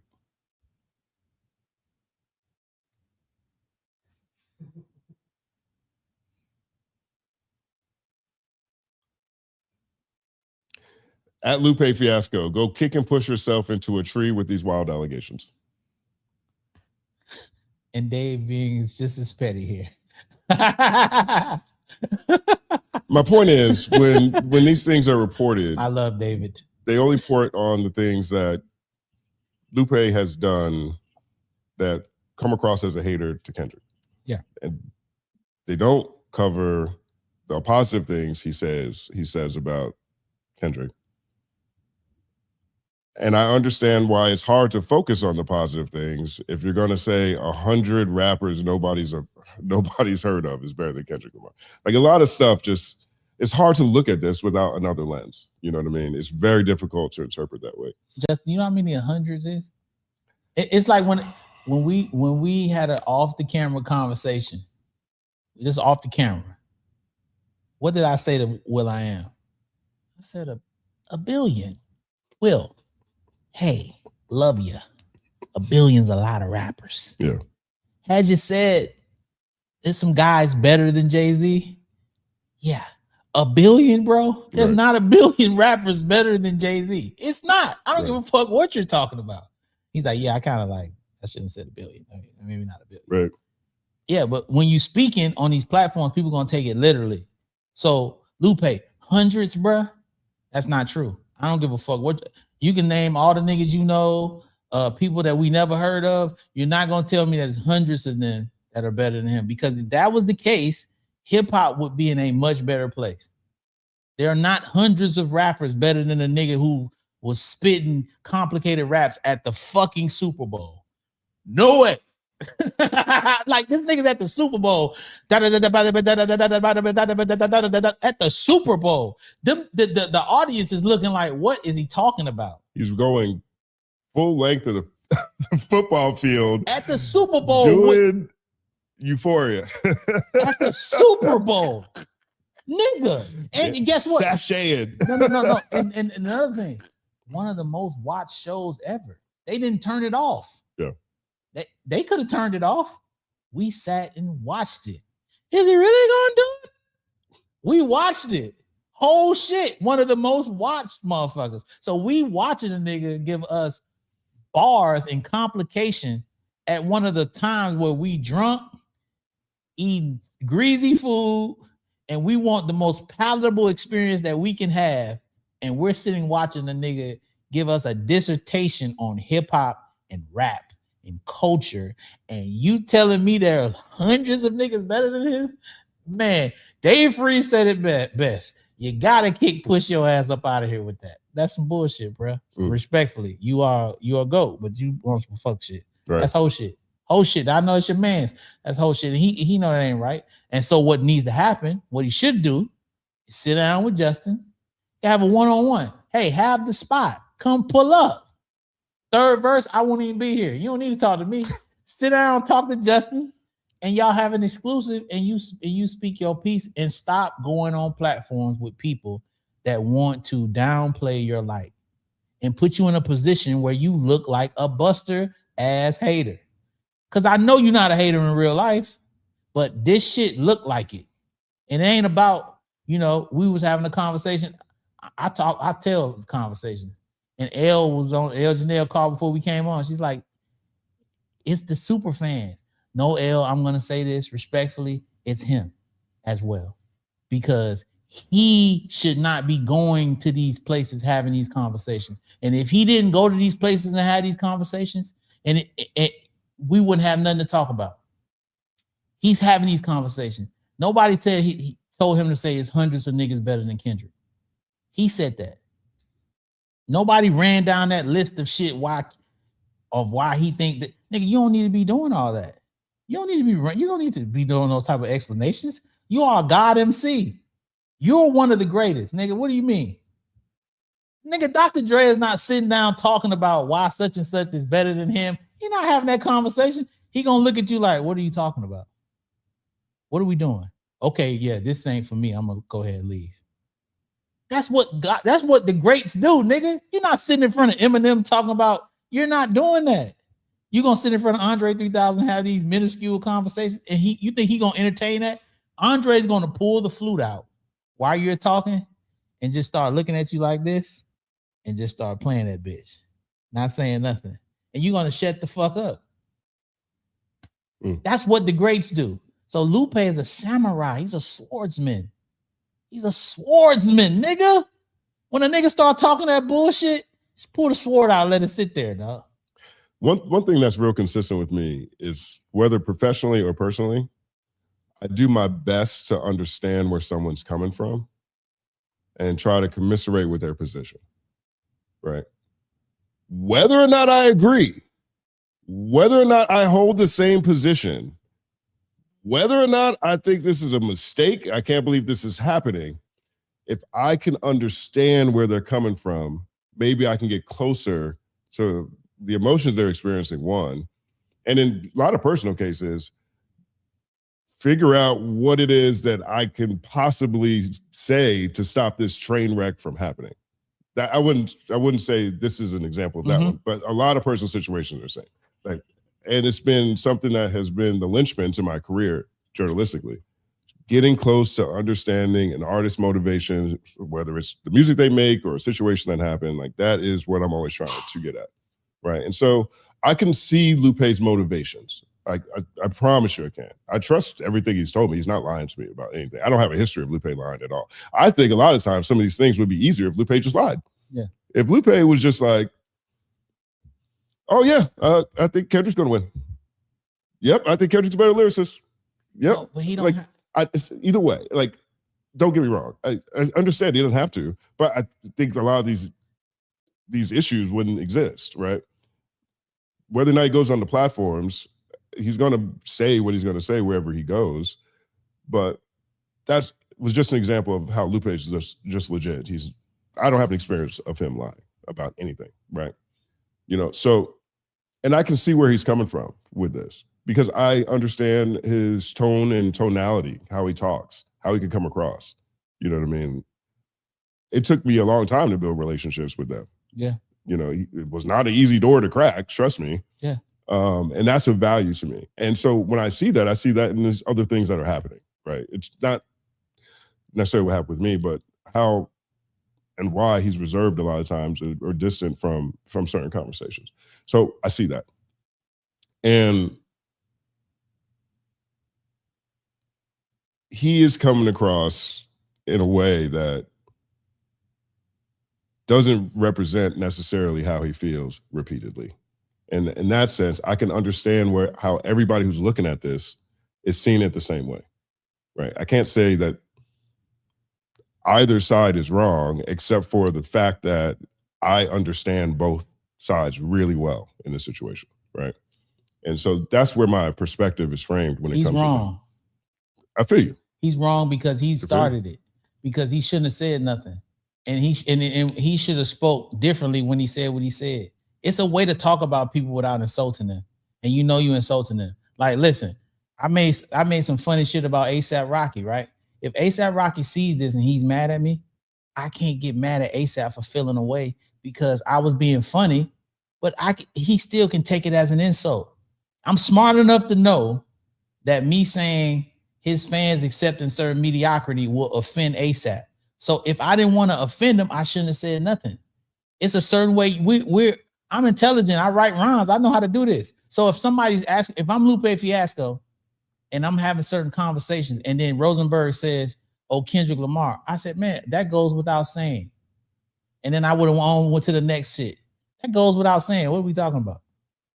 Because for me being Lupe, I understand the impact that I've had on Kendrick Lamar, that I've had on J. Cole, right? So when these names come up, I understand my impact. So I'm gonna, when somebody just magically jumps out the window and says that lets me know they trying to bait me. You get what I'm saying? It's like if I went and did the Adam interview. It's certain questions that he asked me. That interview could have went a totally different way. You asked me a question about an artist that I work with. They might have been disgruntled, and I went straight to trying to attack the artist. What does that do? What does that do? No, I say, man, we had a fantastic experience. I love that artist, and because I really do. You see what I'm saying? But it's a way you conduct yourself when you are at an elite level mentally. And nigga, you teaching at MIT. Right. That's what I want from you. Because your rhymes and your albums tell me that. And so I don't know if y'all can see Justin, when his face started twitching, that's when you know the nigga mad as hell. Justin, since we started talking about this shit right here, nigga face been twitching like a motherfucker. nigga Justin is 38 hot. That's why I ain't talking to this nigga all weekend. Because this infuriates him because of how much he knows that Lupe is not a hater. But the footage basically says he is a hater. So it's like, it infuriates you because you are the Lupe Avenger and you got to stand up while people tell you that the guy that you talk to is not a hater, but they have the evidence to prove to you that he is somewhat coming off like a hater. And it's hard to argue against the fact that he's not hating. My face does switch when I get mad. Yes, nigga, I can see it. Nigga face twitching like a motherfucker. Nigga Justin hot. I do. And y'all don't even know this nigga mad. I just want to clarify, I'm not mad at Lupe. No, you're mad at the audience. I'm not mad at any of this. I just think, again, I made this video in 2018. You know what I mean? And I have not covered any of these exchanges since. because it's so frustrating to me. Like, not necessarily Lou or the audience or whoever, just the idea that some of the dopest things are so far away. Yes. It's so frustrating. And what he said, for real, he so wants the song to happen. Right. He wants it so bad. He loves this shit. Rakim, Nas, Lupe, Kendrick. Tell me that's Andre not the holy grail. Like, you can't tell me that's not. Like, and all these guys are alive. They're celebrated. You know what I mean? Like, so when it comes to certain things, I try not to inflame situations, because I know in certain pockets or certain kingdoms or fiefdoms of super fandom, I know the influence that my voice can have in certain spaces. And, you know, unfortunately, this is a thing that just keeps coming up, and it's hard for me to continue to ignore. Again, anyway, even though I was probably the first one who really even talked about this. Right. So that's where my frustration is. And when it comes to Lupe, I can see where he's coming from. I understand him well enough to understand how he's going to react to certain things. Right. And so there continues to be things that just muddy the waters and muddy the conversations. I'm going to go to Super Chats, and I can promise you, I haven't even been looking at the comments, but I can promise you there's some other aspects that are going to come up that we're going to have to talk about next. So let's go with the Super Chats. Just pay attention to the face twitching if you want to see if Justin is mad. You guys want to start from where we left off on the Super Chat? No, go to the Lupe stuff, and we'll come back at the end. We got some good Lupe stuff coming in. Let me sort this out. I really do, though, yo. That's the truth. Like, you know, okay, like that is my tell when it comes to that. I see it. All right, generally speaking. First, Zero Fox 40 shout out. The issue with Lupe is his label screwed him. Lupe was the hottest thing smoking once upon a time. He sees Dot, and it feels like it should have been him. He may never admit it, but that's the core issue, I believe. Shrug emoji. Well, I mean, listen, for whatever reason, what happened with the labels, the contentious situation that he had with his label, I agree, he was screwed by the label. But I mean, that's the story of everybody. You know what I'm saying? So I don't know. I haven't talked to him personally to know what he feels. I just, from the outside looking in, I think some of these, like I said, the conversations are beneath him. So yeah. I don't see this and think jealousy just off my perspective. Yeah. Right. I see this and see how other people see jealousy without question. Absolutely. But I don't see that. But he's right. His relationship. Yeah, right. I mean, it's a different thing. It's like when you go outside and people say stuff about you, like, well, I know immediately what's true, what's not true. If they're gonna come up here and say, man, Stat, wild boy, he'll talk about anything. That's true. If they're gonna say Stat is a terrible person, he'd be screwing people over and done everybody dirty. Now I'm questioning, you know, who is telling me this and why. Stat don't rock with black women. You was like, right. What are you talking about? That's all he rock with. That's it. You don't like white women at all. What are we talking about? Anyway, go ahead. Something about white women hair. I can't remember, but I know it's not good. Tommy Coombs -F3C. Lupe, I think your fans would love for you to go where you're celebrated and have another convo with Justin. Loved the Pier 17 New York show 610. I agree. It was great. I agree. Go in his comments, spam them. You know what y'all do. 593 people in here. Go on and hit them. You know what I'm saying? Fuck it. Like, what are we doing? It's no way that should not be a Justin Lupe conversation on the company man, wherever it's at. The Coach United, I don't give a fuck where it's at. I prefer it to be right here. we trying to listen. They all irrelevant now, but we definitely wanted to come, you know. But yeah, I want to see it for sure. Go ahead.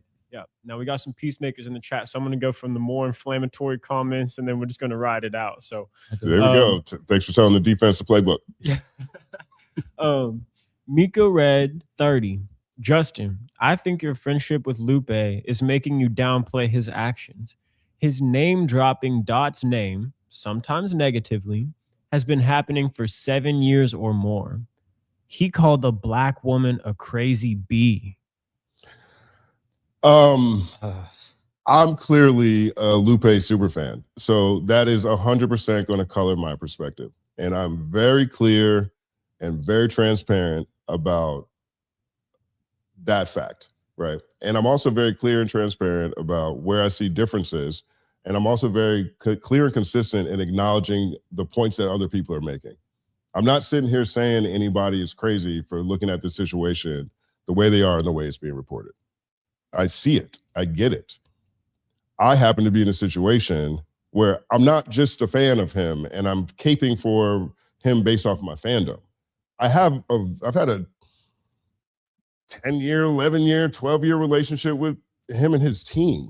You know what I mean? So I've seen a lot of things that have happened. I've had a lot of conversations. I understand a lot of things. It's just like you would with any of your best friends or people you guys work with, right? So yeah, I can see, I agree with what you're saying, and I don't necessarily think it's clouding my judgment because I just have more information than everybody else. And I think that's just a different thing. Now, that second one, he called a black woman a crazy bee.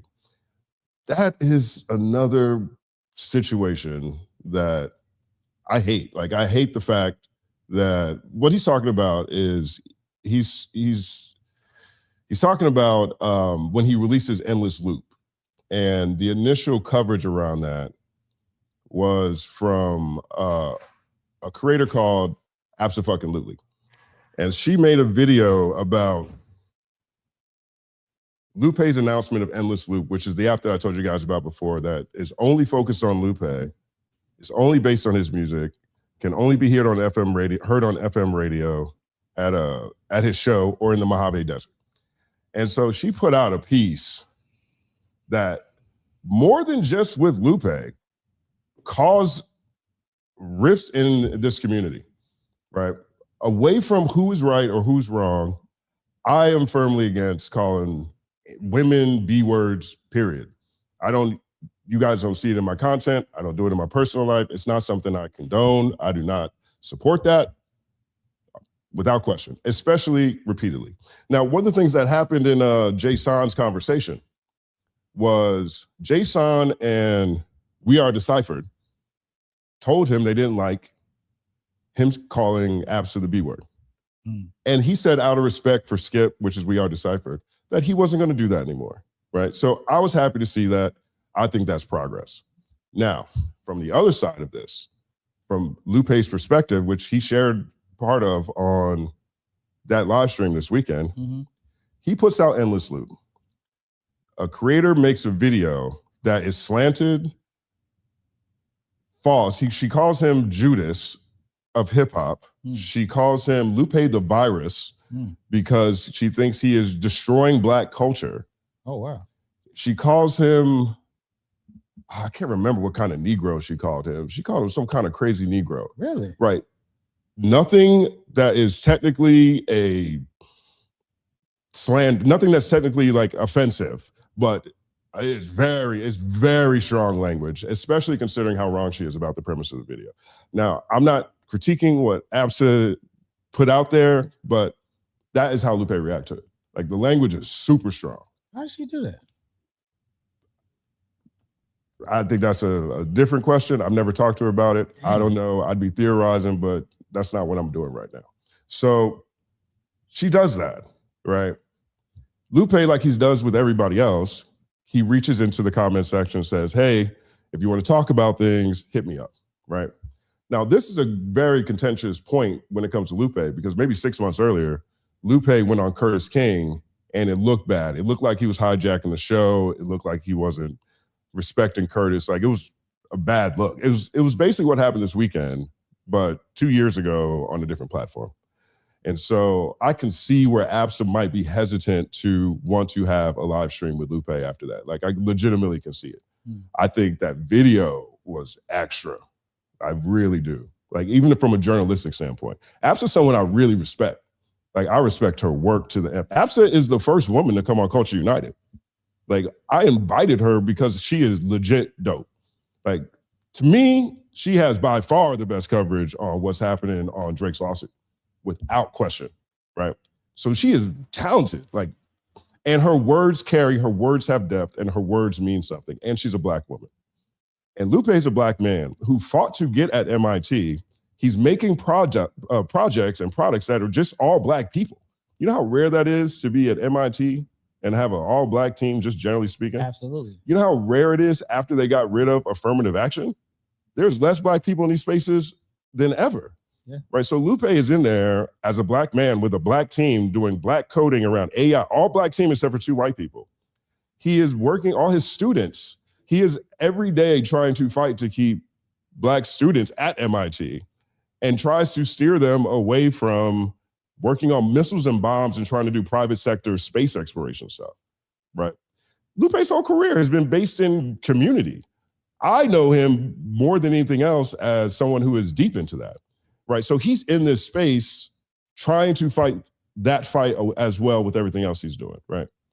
So this video comes out and she calls him Lupe the virus. She calls him something Negro. She calls him like some really strong stuff. Yeah. And so Lupe reaches out and she says, emails in the description. I think that's how it went. Check the description for the email. So Lupe does that, comes back and says, I don't see the description, my apology. I don't see where the email is. I think Absa responds to him at some point. But I don't know how much time takes place with all this kind of stuff. But after that, I know this is within a week, right?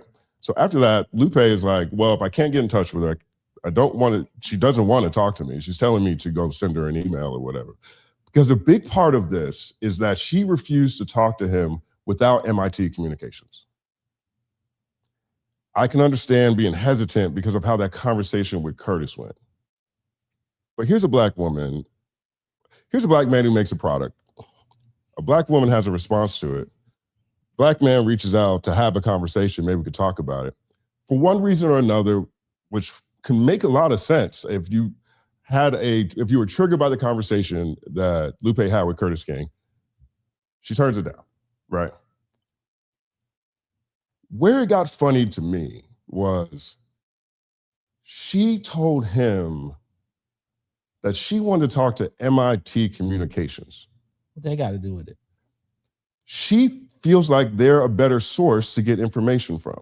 No, she get. That resonates to me. Like, she just made a video talking about how this black man is a Judas, how his product is going to steal from black people and black culture. And when that black man reaches out to talk, she says, I want to talk to the white man. Like, that's how that read to me. I'm not trying to, I haven't talked about this ever. I haven't dissed nobody. I haven't thrown no shots, but legitimately that's how it looked to me. And I thought that was the most ironic thing ever. You didn't reach out to her? No. Yeah, see. I didn't reach out to Lupe. I'm watching all this happen. And so that to me was already a crazy scenario, a crazy set of irony. Because both sides of them are pro-community, pro-culture, pro-black. Lupe had an appearance on Kurtis King that rubbed a lot of people the wrong way. This is a black woman who might feel threatened, might feel like she was getting played, might feel vulnerable. I can see it. Mm-hmm. When it came down to communication, she said, no, I want to talk to MIT Communications, right? So Lupe says, all right, well, I'll just react to her video. So he goes on to his Twitter account, reacts to her video. I'm not even sure if it's still up. I hope it's not. It's not a good look at all. I'll be straight up. Like, for anybody, because if you watch this video, you can watch him getting increasingly upset as the video goes on because her language gets sharper. That is one of Absa's superpowers, by the way. Like, in terms of people who are writing things out here, I don't know how that many people are writing like Absa. Like, if Absa really scripted something on anybody, it would be scathing. I could understand it, right? He's reacting to it, and as it goes on, he just like loses it, and he starts calling it a B word or whatever, and he sticks with it. Right? He called her a bitch? Yeah, called her a bitch. He did. He called her a bitch. Yeah, he definitely did in there. No, he didn't. Yeah.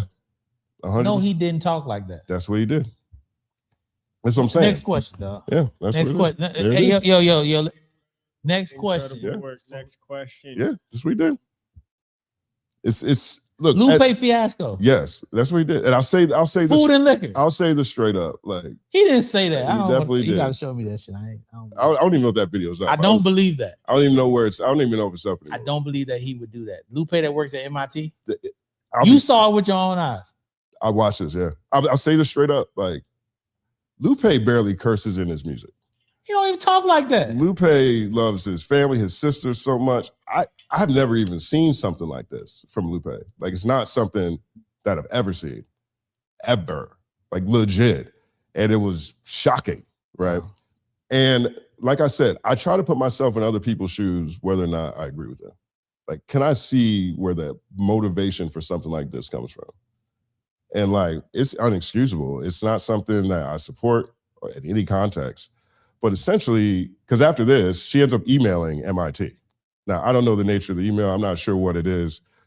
I've heard it described different ways, and I've heard it described that she tried to get him fired. Of course. Right. So when I try to understand where people are coming from,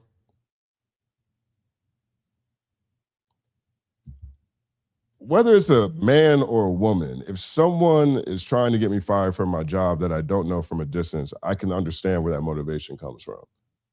And so I was happy to see that Lupe said he would stop saying push that. Lupe.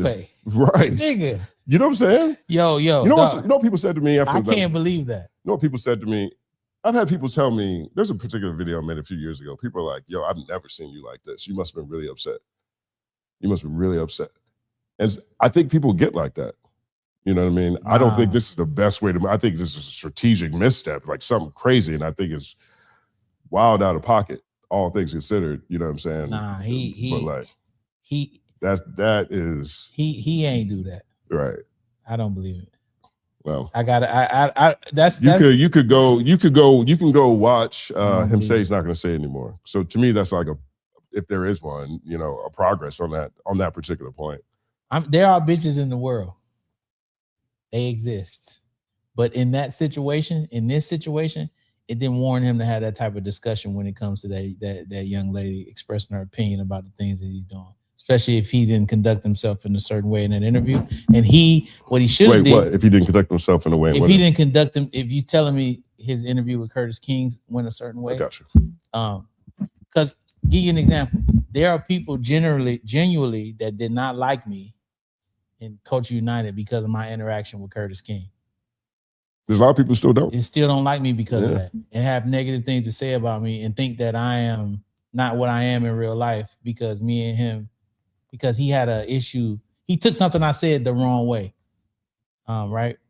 And they've said things about me.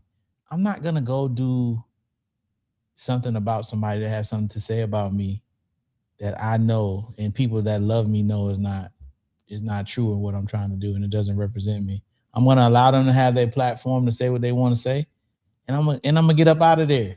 And that's it. But when you take the opportunity to acknowledge the bullshit, then you're giving it the light that you don't have to. Had he left it alone, it wouldn't have been something that people really talked about. And had he done what he was supposed to do, was sit down with Justin, sit down with Justin and address it with Justin, then he would have been able to control himself and it wouldn't even got there because you wouldn't have allowed him to get out of his pocket to sound crazy because you would have asked him the question without him going where he took it.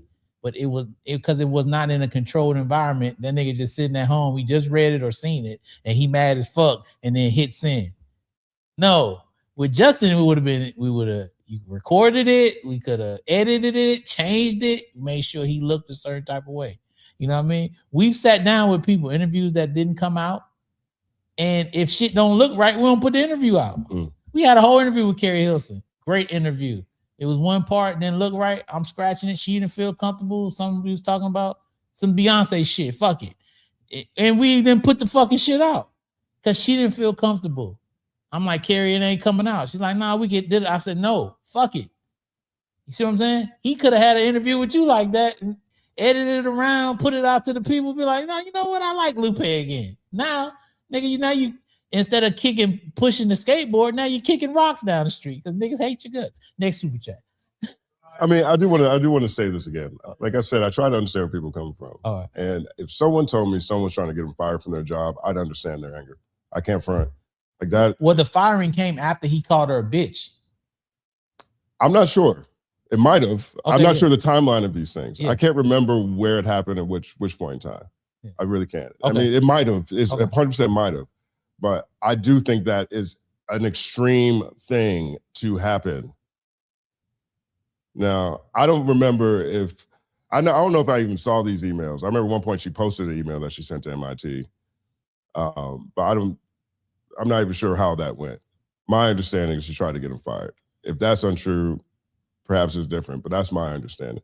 And if that's the case, I understand anybody being mad at anybody trying to do that.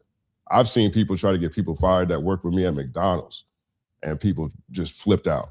You know what I'm saying? So it's not a normal situation, and it's not a normal thing for Lupe. And I think it's unfortunate. Shouldn't have happened in the first place. You know what I mean? But nigga don't act like a bitch. Boom, boom, boom, dum, dum, dum, dum, dum. E42 short. They love to say bitch. You got it. Incredible. All right. Tamia Peach. Been trying to catch her live for weeks. Wanted to say last week, I love Stat taking the nice mask off. Gatekeeping protects the essence of the craft and culture of hip hop, and we need to be unapologetic about it. Keep it up. Mask off. Fucking mask off. Mask off. Mask on. Did we put that clip out last week of you saying, going off and saying, fuck it, I'm telling you, if it sucks, I'm telling you shit sucks. Did we put that clip out? We did put that out. Okay. Yeah, we did. That's a good clip. Because if it sucks, it sucks. It sucks, it sucks. People need to know that. That's just fact. Hey, listen, don't send that shit up here thinking I'm about to be politically correct and be nice because you gave me a nope. I'm gonna shit on It's time to happen. It's gotta happen. Okay. We got Musa Chaudhry. Shout out to D1B for inviting Lupe on his platform and having a convo about the history of music without bringing Kendrick up once. Oh, D1B? I didn't. Oh, that was a couple of weeks. So that is, man. So that happened. Something else happened with Lupe. I thought was dope. And that was really what I planned to do my video on that for this Monday. I didn't end up doing a video yesterday because all this other stuff happened. And I'm like, all right, man, like this is time out. Just that was a great cutting you conversation. off. Yeah. Again, another nigga. Hey, yo, y'all don't understand. I've been debating Justin about Lupe for a decade. This is real shit.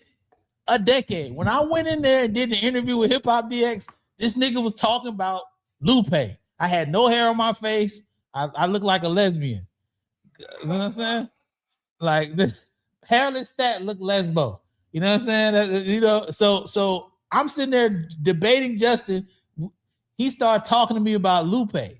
We've been talking about Lupe for a decade. This nigga been championing this nigga for a decade. I'm hearing all these motherfuckers getting sit downs. Justin can't stand up with the nigga. What the fuck is going on? Next super chat, man. All right, next super chat. K-Way for real. My dog. Okay, check out the latest episode of my podcast called IRL, in real life. I'm tired of the back and forth and negativity. We need more content creation and less reactions. Touch some grass. Live real life. All this shit is weird and subjective. I agree. K-Way did it again, man. Make sure y'all go check out his channel. I am subscribed. You know what I'm saying? Anybody in our community got stuff popping, please let us know about it. We want to be a part of what y'all doing. You know, let's get it. Shout out to you, K-Way. Thank you again, brother. Yep. K-Way for real also said heroin greater than emoji cocaine. So just wanted to tap in there. He's active today. Whoa. Blue Slides 24. Lupe is the definition of self-sabotage. Yeah, I see that a lot with working behind the scenes and working with artists. A lot of that goes on where you see people doing things that's to the detriment of their fans and what they're doing. I don't even know. This has been an eye-opening conversation for me because I did not know half of it. I'm learning this shit on the slide. I didn't know Lupe was publicly calling black women bitches. That's a different thing for him. That's not on brand. If it was Too Short saying that, I'd be like, okay, that rocks. Sugar Free. Like it's certain artists Sugar Free called a girl a bitch in the interview. Oh, okay, cool. That's par for the course. Lupe.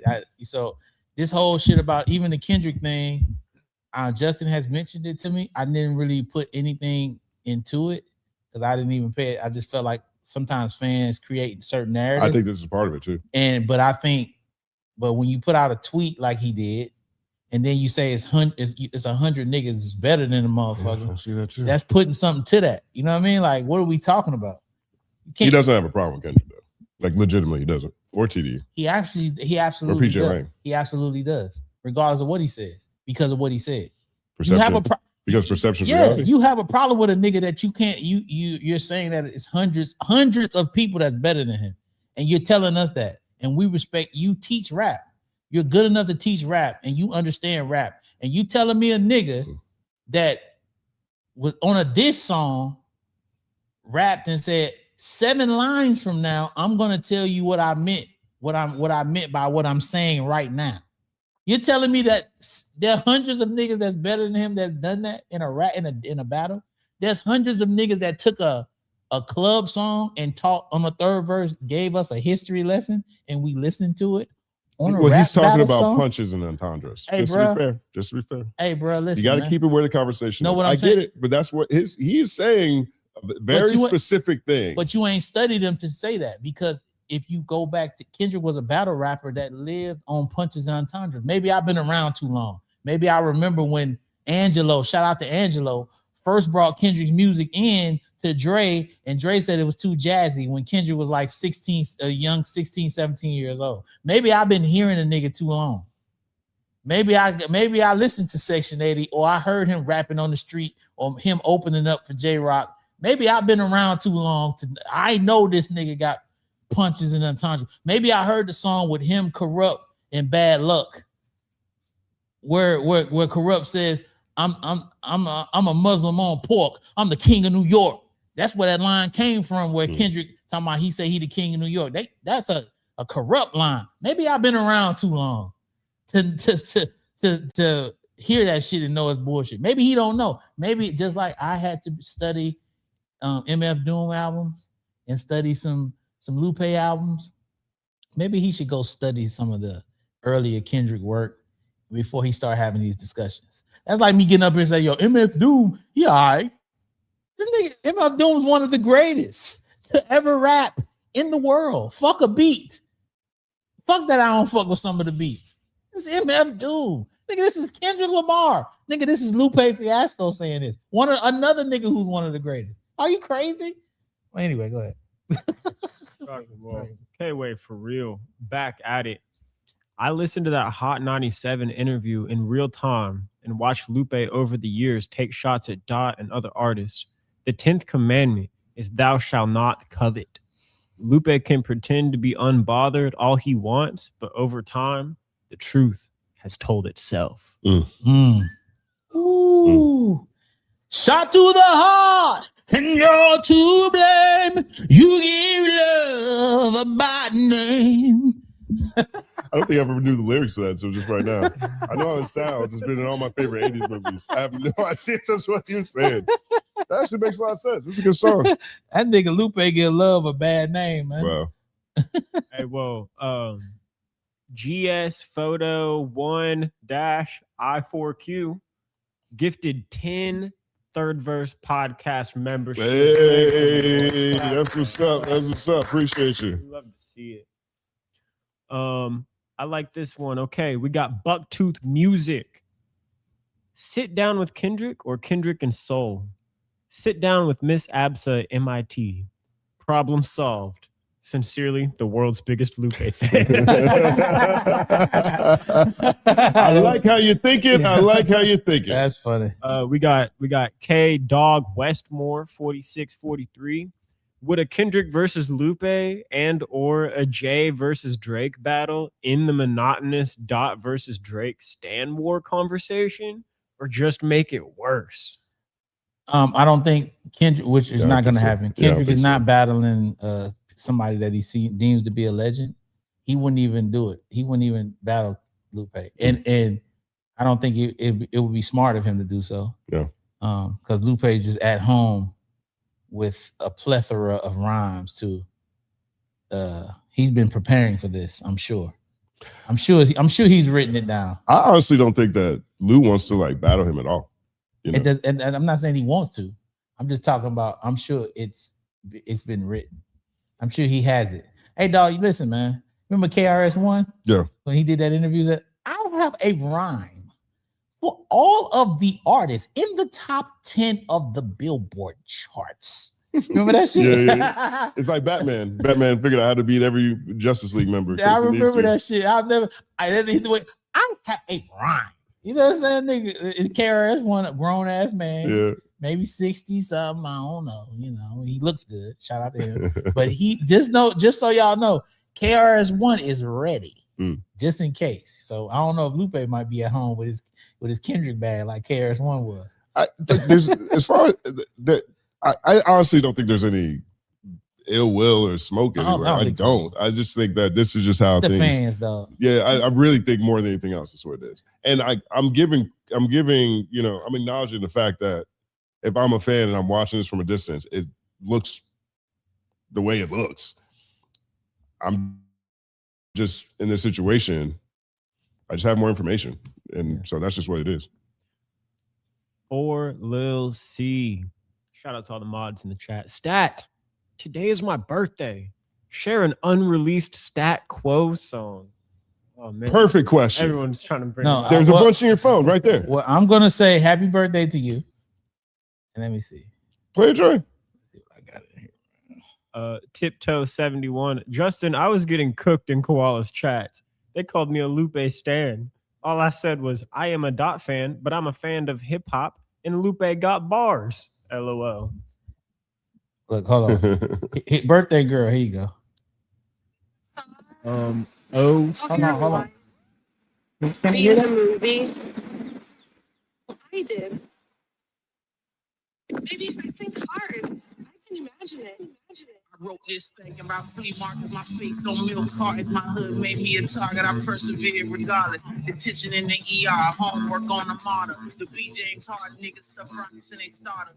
Braids fitted all black J's, horse on my collar. From where they trap out reminders and get to the dollars. And where the dollar snake and bait you to get to that paper. I couldn't imagine me on the watching COVID in Staples, trying to finagle these bagels with the cheese on the table. I went from bootleg cable to running my own label. They label me fatal. Staring at my seat in the cradle. I promise you, private school phantoms and lots of potato. With the world on my shoulder, I lift this bitch to the universe. Songs, murderers, hitting eulogies in my verse. With foolish jewelry, tilted pistols into the church. With Christ in the center, my business. Eating barbecue chicken with my niggas talking loud.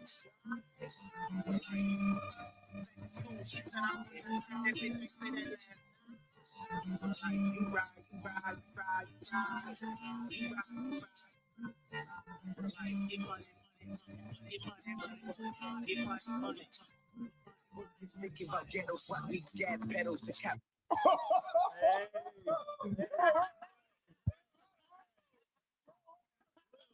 You got me home. I gave him a piece. I gave him a piece. I gave him a piece. They got a piece. Awesome. Oh gosh, that's crazy. I gave him a piece. They label me fatal. I gave him a Oh piece. my gosh. They were asking for that. I got a little part play of him rapping, right? Yeah, you got like a half bar, maybe a bar. Yeah, I did that. Yo, rewind that. Yeah.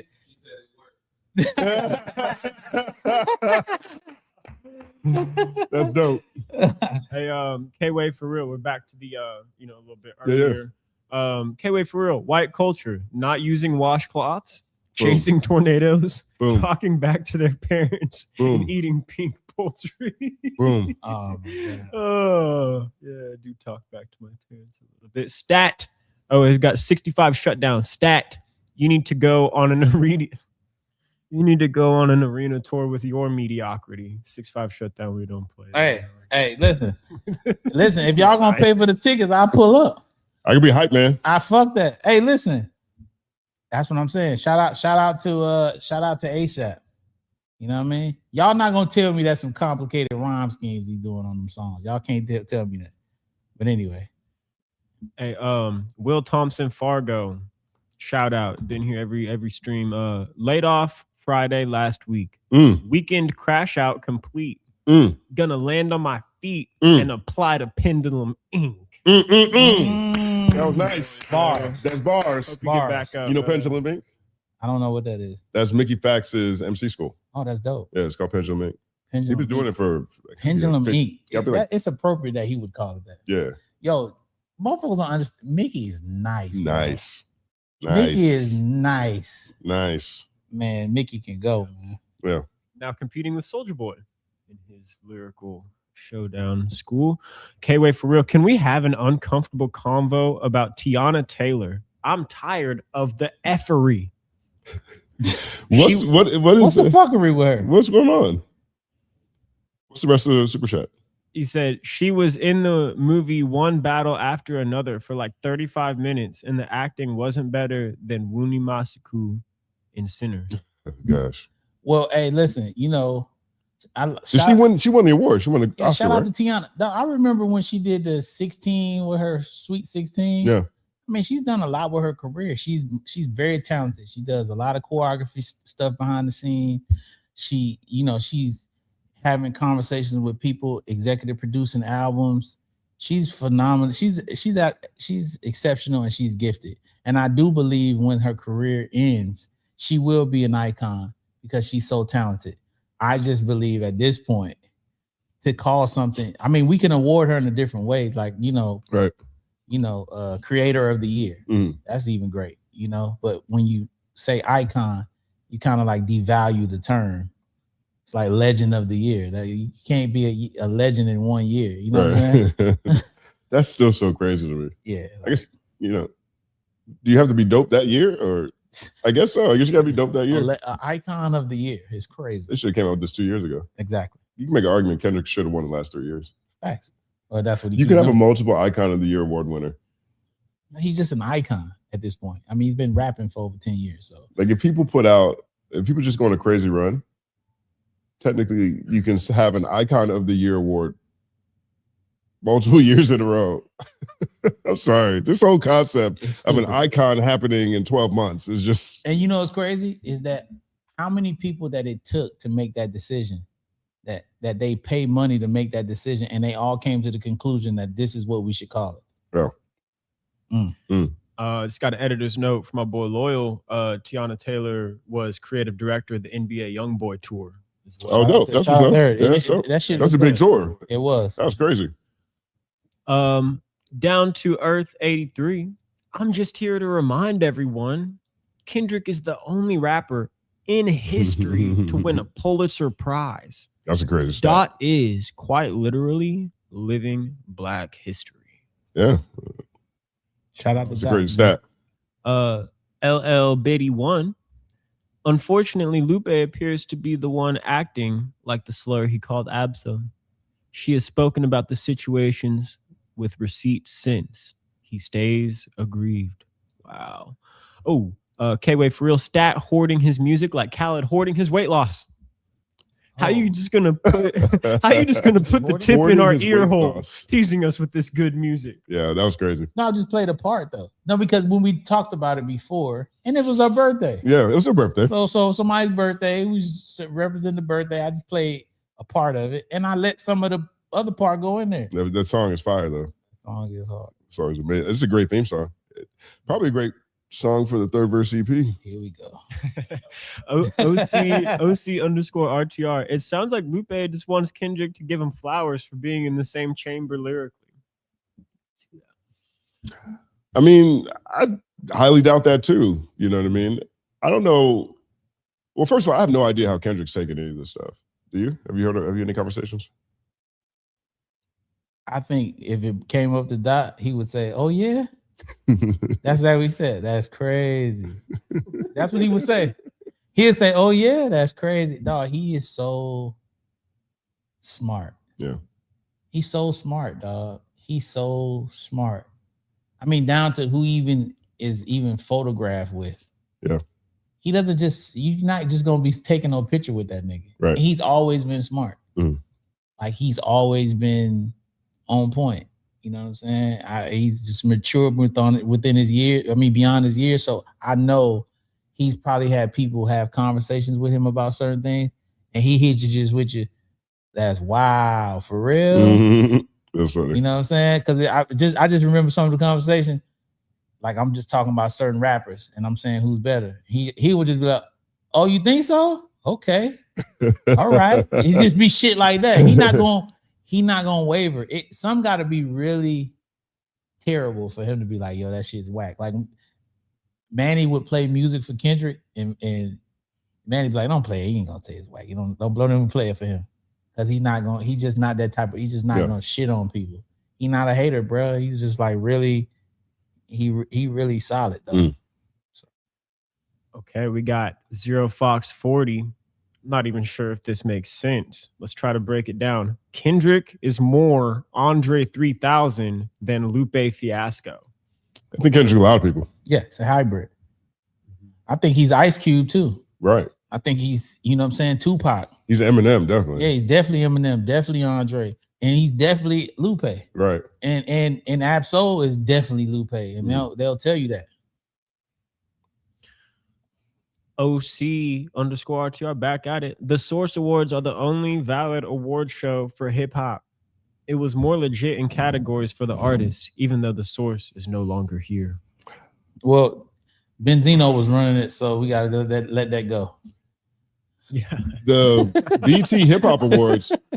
But what did y'all think about the BT Hip Hop Awards? I thought that was good too. I thought it was dope. The ciphers, all that stuff. Yeah, I rock the BT Hip Hop Awards. Yeah. The Ozone Awards. You ever get nominated for an Ozone Award? I don't know. I think so. I knew Beverly. What's her name? Julia Beverly. Man, she was super cool. Yeah, man. she's one of the coolest people I ever met. Shout out to her, man. It's like good vibes, bro. Awesome vibe. Yo, she told me. Remember, I saw her one time in the studio. She just got back from a cross-country bike ride. Cross-country bike I think ride. she rode from Atlanta to Miami with Polo. I think they did that too. Yeah. So yeah, she's super cool. They're crazy. Shout out to her, man. Yeah. And a phenomenal publication. I don't know if she need to bring that back some kind of way. Yeah, it was great. It was great in the space. Good time. K-Way for real. Best hip hop artist 2025. Dot was featured on Cardi and Clips, Chanel and Gatorade deal, Super Bowl, record-breaking tour, 5 Grammys. Clips won album of the year. The fiascos of Lupe have infected Stat and Justin. Nah. What? I'm just saying, K-Way, I feel what you're saying, because we were saying he shouldn't have won the award. But at the end of the day, I always put putting out a project within the calendar year as the most important things, and all those other things are just like they're a product of the product that came out. Exactly. Like I look at this and I think I'm looking at him still eating off of work from 2024. Yes. So all these things to me are representative of 2024 more than they are of 2025 or 2026. And so for me, that's the disconnect. Yep. I feel like you have to release something new to be the winner of that award for that year. Like you can make an argument that next year Thriller could win, Michael Jackson could win R&B Pop Star of the Year, just off of the success of Thriller the movie and the fact that Chicago and all these other Michael Jackson songs are charting, right? You can make an argument for that, right? Now, Michael Jackson didn't put out anything new. His estate put out something new on his behalf. The songs we love are decades old, but based on this, that's not as important as putting out something new. You know what I mean? So you want to look at Michael Jackson as the one who actually put out the Michael Jackson movie? I don't, but it's possible next year Michael Jackson could win Pop Star R&B Artist of the Year, and that would feel like a misrepresentation of 2026 to me, you know? All right, last one. You guys ready? OC_RTR. This is why I say MC is the highest level of communicating in human existence. Listen how Stat is breaking it down. Imagine, use it for education. Hip hop is real talk. It's higher level mind elevation in some way. Facts. Word up. Preaching, talking the gospel. I want to say this real quick. I was saving this for the end of the show. And I think everybody needs to know this. Mm-hmm. This is a very, very important point thing on my mind. Today is our moderator Lil's birthday. Oh, wow. Yeah. June 30th, Del Curry, Steph Curry, Seth Curry number day. So we're going to sing happy birthday to Lil's right now. Look, time out. I don't like that song. You don't like that song? You can't do happy birthday because it's just not. My phone died. I would put my headphones in. But I can't do happy birthday. I'm going to leave the set. You going to leave the set and do happy birthday? I don't like the happy birthday song. What's wrong? You makes you uncomfortable? Yeah, it does.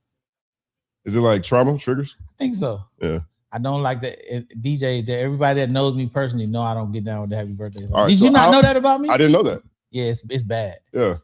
Anytime it's going on, I have to put my headphones on. My eyes start watering. It's weird.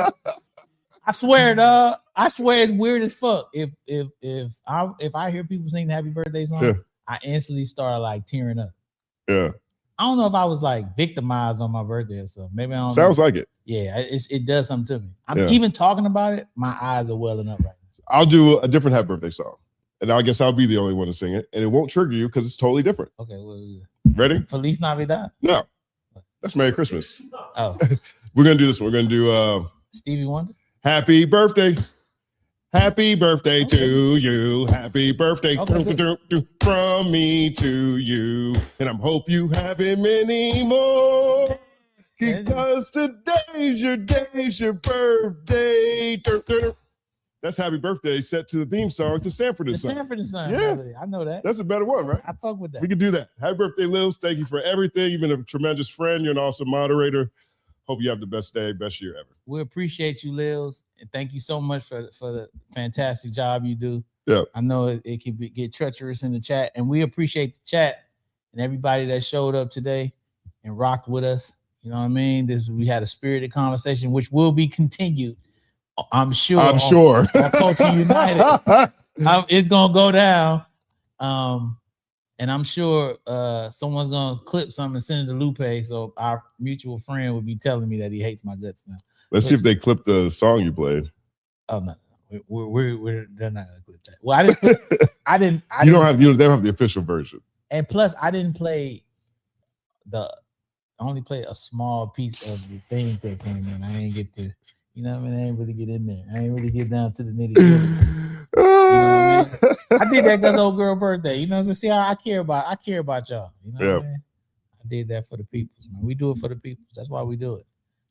That's and now y'all learned a lot on this episode. When Justin's mad, his face twitched. And in real life too. Like it really is. I think like one of my favorite movies was Dragon, the Bruce Lee story. Mm-hmm. And it was talking about how it was his son, Jason Lee, I think it was in it. And it was talking about how like the traumas of his father, he inherited and he had to fight through them. Like he would have this dream about this demon samurai he had to fight. Like Bruce Lee had that dream apparently. And Bruce Lee's son had to fight the same thing. And I think there's certain things in my life that I just inherited from my father, to be honest, my parents, right? And and I think that's one of them because my father I come from a line of people that have tempers. Like I come from a line of people that are very different than how I present, but I still have a lot of those reflexes at times. They've got me in trouble before. And so what you're seeing is like, you know, I think it's a product of that more than anything else, because I definitely had some temper problems at different points in my life. And there's a handful of situations where they definitely got the best of me. But I just don't like, I straight up wish all this would go away. Like straight up. This is like the last thing that the super fan in me, not of any of these guys, but of hip hop and things I love and want to happen. Like the super fan in me hates all this. Yeah. Like all of this should go away. It's two entities that should not be in conflict with each other. Yeah, for real. Yeah, so for real. Anybody got any? Oh, okay. That's it. Word up. Big shout out to everybody. Thank you so much. Culture United on 5:00 p.m. on the Company Man channel. Then don't forget the morning show Thursday 8 a.m. and then at 9 p.m. that night we will be reviewing the new releases that come out. Make sure you subscribe and like and hype the channel. The third verse.